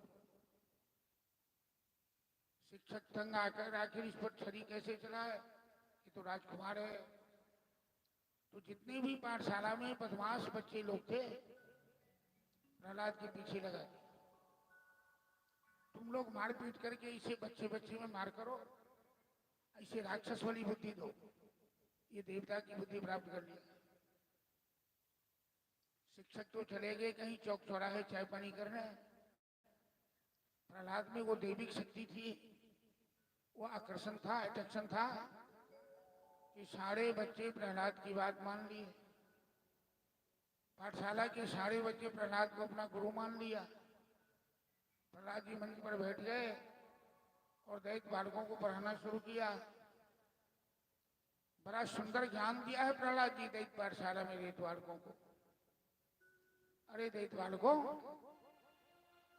कौमारात आचरेत प्राज्ञो धर्मान भागवतानिह दुर्लभम मानुषम देहे तदर्थम ध्रुवमर्थवत्।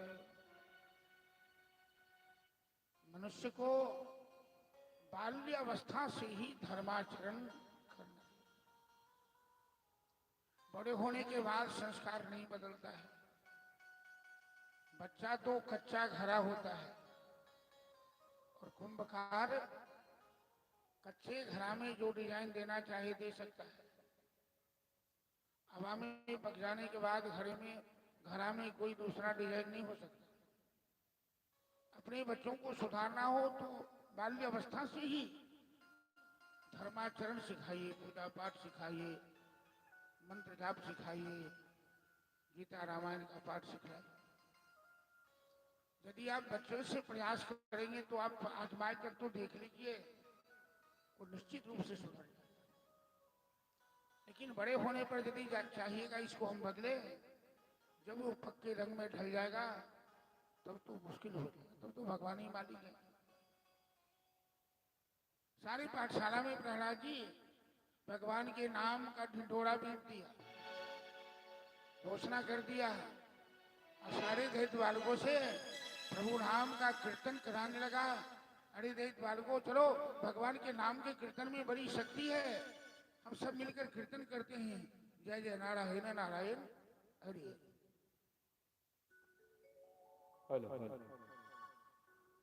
जय जय नारायण नारायण हरि हरि। जय जय नारायण, ताली बजाते हुए सभी आदमी। जय जय नारायण नारायण हरि हरि। जय जय नारायण नारायण हरि हरि। तेरी लीला प्रभु है प्यारी प्यारी हरि हरि। तेरी लीला प्रभु है प्यारी प्यारे हरि हरि। ओ तेरी महिमा प्रभु है प्यारी प्यारी हरि हरि। ओ तेरी महिमा प्रभु है प्यारे प्यारे हरि हरि। बोलो नारायण नारायण हरि हरि।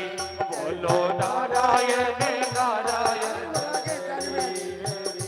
श्रीमन नारायण नारायण हरि हरि। श्रीमन नारायण नारायण हरि हरि।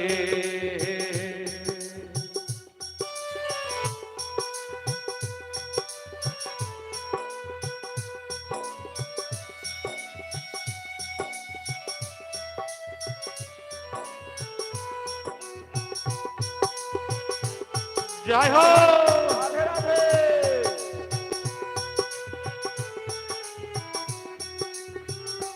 सत्य नारायण नारायण हरि हरि। सत्य नारायण नारायण हरि हरि। लक्ष्मी नारायण नारायण हरि हरि। लक्ष्मी नारायण नारायण हरि हरि। ओ तेरी लीला प्रभु है प्यारी प्यारी हरि हरि। ओ तेरी लीला प्रभु है प्यारे प्यारे हरि हरि। ओ तेरी महिमा प्रभु है प्यारी प्यारी हरि हरि। ओ तेरी महिमा प्रभु है प्यारे प्यारे हरि हरि। नारायण नारायण हरि हरि जपो नारायण नारायण हरि हरि भजो नारायण नारायण हरि हरि भजो नारायण हरि ओम नमो नारायण ओम नमो नारायण हरि ओम नमो नारायण हरि ओम नमो नारायण हरि ओम नमो नारायण ओम नमो नारायण हरि ओम नमो नारायण हरि ओम नमो नारायण श्रीमद् नारायण नारायण हरि हरि श्रीमद् नारायण नारायण हरि हरि बोलो नारायण नारायण हरि हरि बोलो नारायण नारायण हरि हरि ओ नारायण नारायण हरि हरि ओ नारायण नारायण हरि हरि श्री राधे जब हम लोग भगवान के नाम ताली बजा कर लेते हैं तो लगता है कि देवता की पाठशाला में बैठे। जब भगवान के नाम में ताली नहीं बजाते, कीर्तन नहीं करते, तो लगता है कि दैत्य की पाठशाला में। हाँ, सब कौन पाठशाला में बैठे चीजें गौतम महिला सब देवता की पाठशाला की दैत्य की पाठशाला में, देवता की पाठशाला में बैठे। भागवत की कथा देवता की पाठशाला में हो सकती है, दैत्य में नहीं। दैत्य इसका विरोधी होता है। और यहाँ भी जो भागवत कथा के विरोधी होंगे, समझिए दैत्य बुद्धि का आदमी है। इसके विरोधी का कभी कल्याण नहीं होता। हिरण्यकश्यप आ गया इंक्वायरी में, शिक्षकों को लगा कि ये तो राजा सीधे फांसी पर चढ़ा देता है। हाथ जोड़ के कहता, महाराज इस बच्चे को ले जाइए घर। यदि ये कुछ दिन और रह गया तो ये दैत्य पाठशाला नहीं देव पाठशाला बन जाएगी। इसमें देवताओं का वास है, इसे कोई नहीं पढ़ा सकता है, कोई नहीं बदल सकता है, पक्के रंग में ढल चुका है। हिरण्यकश्यप तो तंग आ गया। आखिर बेटा है, करे तो क्या, दूसरा होता तो कब का फांसी पर चला गया होता। गोद में बैठा कर कहता, बेटा तू बेटा है इसीलिए अभी तक जिंदा है, वरना मेरे संविधान में क्षमा नहीं है। अंतिम चेतावनी देता हूं, तू फांसी पर जाने के लिए तैयार रहा कि तू मेरे दुश्मन का नाम लेना बंद करेगा कि नहीं। प्रहलाद जी के अंदर तो सच्ची भक्ति है, परमात्मा की सत्ता का अनुभव है, सत्संग के माध्यम से वो प्राप्त कर चुके हैं। कहते हैं, पिताजी बार बार आप मारने की धमकी हमें दे रहे हैं। अरे मारने वाला भगवान है, बचाने वाला भगवान है। बाल न बाका होता उसका जिसका रक्षक दया निधान, मारने वाला है भगवान, बचाने वाला। जो आपको करना है कर लीजिए। आप मेरे भगवान को दुश्मन मानते हैं और मैं ये मानता हूं कि भगवान का कोई दुश्मन है ही नहीं। वो तो परम पिता है, परम दयालु हैं, जगत पिता है। हिरण्यकश्यप ने सोचा कि अब इसको मरवा देने में ही मेरी भलाई है, वरना जो प्रजा हमसे आंखें नहीं मिला रही है सभी प्रहलाद की बातों में आकर बागी हो जाएगी, राजद्रोह पैदा कर देगी। जल्लाद को बुलाया, कहा ले जा इस सभागार को पहाड़ की चोटी से फेंक दे, मर जाएगा। हजारों फीट पहाड़ की ऊंचाई चोटी से जल्लाद ने फेंका। लेकिन माता लक्ष्मी फूल के ऊपर प्रहलाद जी को सहारा दे दिया। प्रहलाद जी के शरीर में कहीं खरोच तक नहीं आई। अब तो प्रहलाद जी को पूर्ण विश्वास हो गया और नगर में आकर घूम घूम कर डंके की चोट पर कहने लगा कि मैं कहता डंका की चोट से ध्यान से सुनियो लाला, अपना हरि है हजारा। प्रहलाद जी क्या घोषणा करें, भजन के माध्यम से श्रवण कीजिए। मैं कहता डंके की चोट पर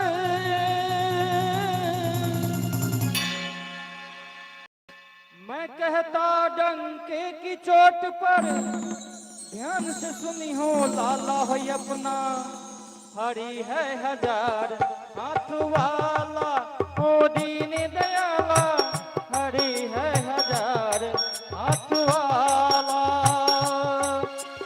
क्या कहना समर्थ साईं का, क्या कहना समर्थ साईं का, क्या से क्या कर डालो अपना हरि है हजार हाथ वाला ओ दीन दयाला, हरि है हजार हाथ वाला।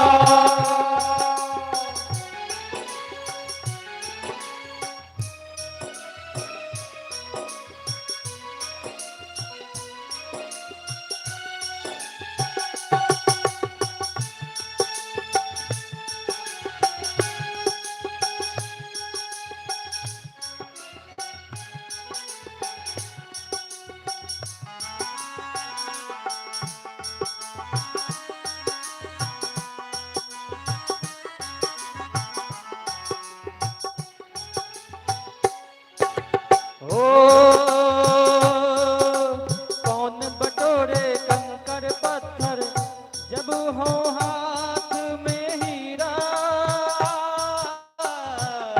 जब हो हाथ में हेरा, कंचन सदा रहेगा कंचन और कबीर कबीरा, और कबीर कबीरा। सांच के आगे झूठ का निकला, सांच के आगे झूठ का निकला हरदम यहाँ दीवाना हो अपना हरि है हजार हाथ वाला ओ दीन दयाला, हरि है हजार हाथ वाला।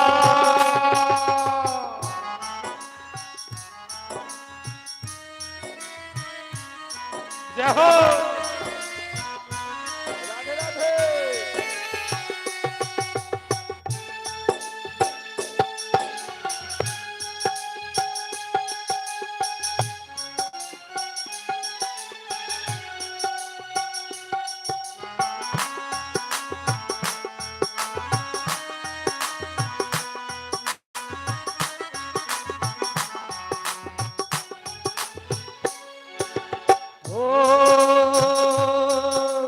कोई झुका नहीं सकता जग में अपने प्रभु का झंडा,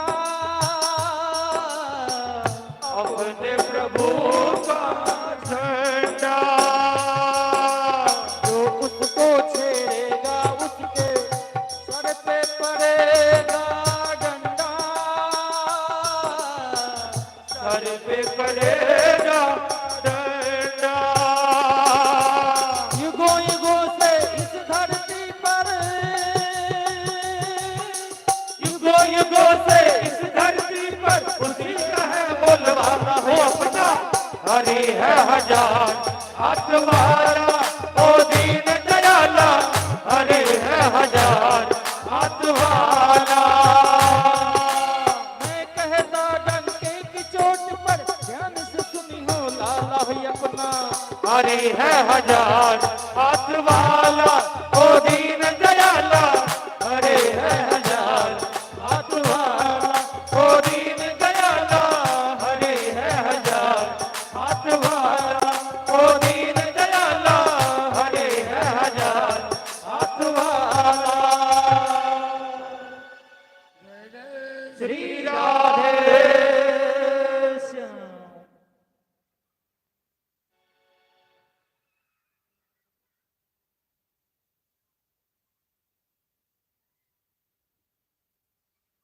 श्री राधे और प्रहलाद भक्ति का इधर प्रवचन भी चल रहा है। महाराज जी के मुखारबिंद से अमृतमयी वाणियों का रसास्वादन भी कर रहे हैं और उससे उस पर आधारित भजन, इस पर प्रसन्न होकर के अमीन साहब श्री रामदेव राय जी 501 रुपया हम कलाकारों को पुरस्कृत किए हैं। जरा जोरदार तालियों से इनका स्वागत कर दें। और श्री सुनील यादव 101 रुपया, मृत्युंजय ट्रेडर्स प्रोपराइटर दिलीप यादव 101 रुपया, श्री रमेश मिस्त्री जी उनकी ओर से भी 101 रुपया। इन सभी भक्तों के लिए जोरदार ताली से स्वागत कर दें। राधे राधे। जय जय श्री राधे। इतना बड़ा बलवान राक्षस एक नन्हे से बालक को मरवाना चाहता है। प्रहलाद और हिरण्यकश्यप की लड़ाई सत्य और असत्य की लड़ाई है। सत्य की जीत हमेशा होती है, असत्य की हार होती है। हजारों फीट की ऊंचाई से फेंका, लेकिन प्रहलाद के शरीर में खरोच तक नहीं आई। अंत में हिरण्यकश्यप ने उसे कारागार में बंदी बना लिया। महीनों तक राशन पानी बंद कर दिया, लेकिन प्रहलाद के को माता लक्ष्मी स्वयं अपने हाथ से भोजन पहुंचा देती है कारागार में। 1 महीना के बाद कारागार से बाहर किया गया। प्रहलाद के शरीर में कोई कमजोरी नहीं और हट्टे कट्टे होके निकले। डांटते हुए हिरण्यकश्यप ने पूछा, रे नादान, तुझे कारागार में भोजन किसने दिया? बताओ उसका नाम, हम उसे फांसी पर चढ़ा देंगे। प्रहलाद जी कहते हैं, पिताजी 1 महीना कारागार में भोजन किसने दिया? ये सोचकर आप इतने हैरान हैं? आपने कभी सोचा कि माँ के घर में बच्चे 10 महीने रहते हैं, तो माँ के घर में बच्चे को भोजन कौन देता है? जो परमात्मा माँ के घर में भोजन देते हैं वही हमें भोजन दिया है। आप फांसी चढ़ा दीजिए परमात्मा को जाकर। विषैले सांपों की भी कोठरी में बंद करके प्रहलाद को बंद कर दिया। प्रहलाद को तो दिव्य ज्ञान प्राप्त है, वो नागराज को भी प्रणाम करते हैं। नागराज भगवान तो आपके ऊपर ही विश्राम करते हैं। आप तो भगवान शिव के गले के हार हैं। सांप भी प्रहलाद को कुछ नहीं किया। पागल हाथी के नीचे डाला, पागल हाथी भी सूर से उठाकर प्रहलाद को अपने मस्तक पर बैठा लिया। संत प्रहलाद के चरण का स्पर्श होगा तो हाथी की बुद्धि भी सुधर जाएगी। हिरण्यकश्यप बड़ा चिंता में पड़ गया, ये मरेगा कैसे? उसकी एक बहन है सिंहिका, होलिका नाम है उसका, दोनों नाम। ब्रह्मा जी से वरदान प्राप्त कर रखी है, एक चादर ब्रह्मा जी दिए हुए, जो चादर ओढ़कर होलिका अग्नि में प्रवेश कर जाए तो उसे अग्नि कुछ नहीं करेगी। आकर अपने भाई से कहती है, भैया क्यों चिंता करते हो? कल सवेरे सवेरे इसे चौराहे पर मारूंगी और दुनिया के लोग देखेंगे कि तुम्हारे विरोध करने से क्या परिणाम होता है। हमें तो एक चादर प्राप्त है, हमें अग्निदेव कुछ नहीं करेंगे। चौराहे पर होलिका दहन हुआ, जिसको हम लोग होलिका दहन कहते हैं। चिता लगाई गई, बड़ी भीड़ लग गई वहां देखने वालों की कि देखने ही परिणाम क्या होगा। सत्य सत्य में किसकी जीत होती है, हार होती है। दैत्यराज स्वयं सिंहासन पर बैठकर तमाशा देखने लगा। प्रहलाद की माता कयाधु अपनी ननद से कहती है कि तू तो बांझिन है, तू क्या जानेगी कि एक संतान को जन्म देने में माँ को कितना कष्ट होता है। तू क्यों मेरे बेटा को मारना चाहती है? होलिका के ऊपर कोई प्रभाव नहीं पड़ा। चादर ओढ़कर होलिका प्रहलाद को लेकर उस चिता में प्रवेश कर गई। ध्यान किए भगवान कभी किसी वरदान को, किसी मर्यादा को तोड़ते नहीं। ब्रह्मा जी ने वरदान दिया है तो वो भी सत्य होगा और भगवान के भक्त की भी रक्षा होगी। हवा का ऐसा झोंका आया, होलिका के शरीर से चादर उड़ गई और होलिका उसी अग्नि की ज्वाला में प्रहलाद जी के शरीर में कहीं शिकन नहीं हुआ। आश्चर्य करने की बात नहीं है, हनुमान जी लंका जलाए तो पूरे लंका, सोने की लंका जल गई। एक एक विभीषण की कुटिया थी लंका में, जो फूस की कुटिया थी वो नहीं जली। जारा नगर निमिख एकमाही, एक विभीषण कर गृहना। भगवान की कृपा जिन पर होती है उनका बाल बाका कोई नहीं कर सकता। हिरण्यकश्यप सिंहासन से चिल्लाने लगा, अरे नादान, क्या अग्नि भी तुम्हें नहीं जला पा रही है? तो प्रहलाद जी कहते हैं, ताते सबहनी पवनेर धोबी नौ माम दहति अत समंत दोहम। पिताजी, ज्वाला तो हमें चंदन के समान शीतल लग गई। भक्तों, भगवान पर विश्वास करना सीखो। भगवान की सत्ता को जीवन में अनुभव करो, वो शक्तिमान है। ऐसा मत सोचो कि भगवान हमसे कोसों दूर हैं, कैसे आएंगे। भगवान को कहीं आना जाना पड़ता नहीं, तो सभी जगह है। प्रहलाद को विश्वास, राम ने बिगाड़ी उनका, केहू ने बिगाड़ी जी। राम ने बिगाड़ी उनका, केहू ने बिगाड़ी जी।